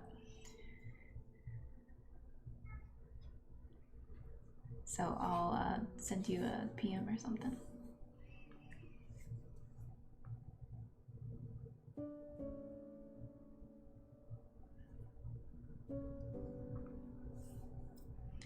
But super fun hanging out with you guys. Really nice and chill. Got some good creatures out of the mix, so we'll do another one of these creature mashup streams again sometime. They're always a fun challenge.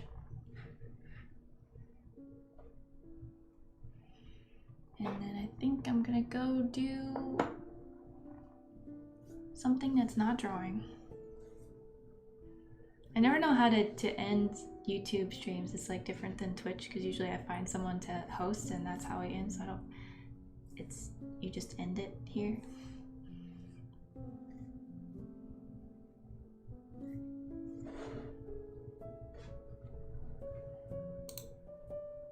Thanks, Mighty Draz. You have a good day too.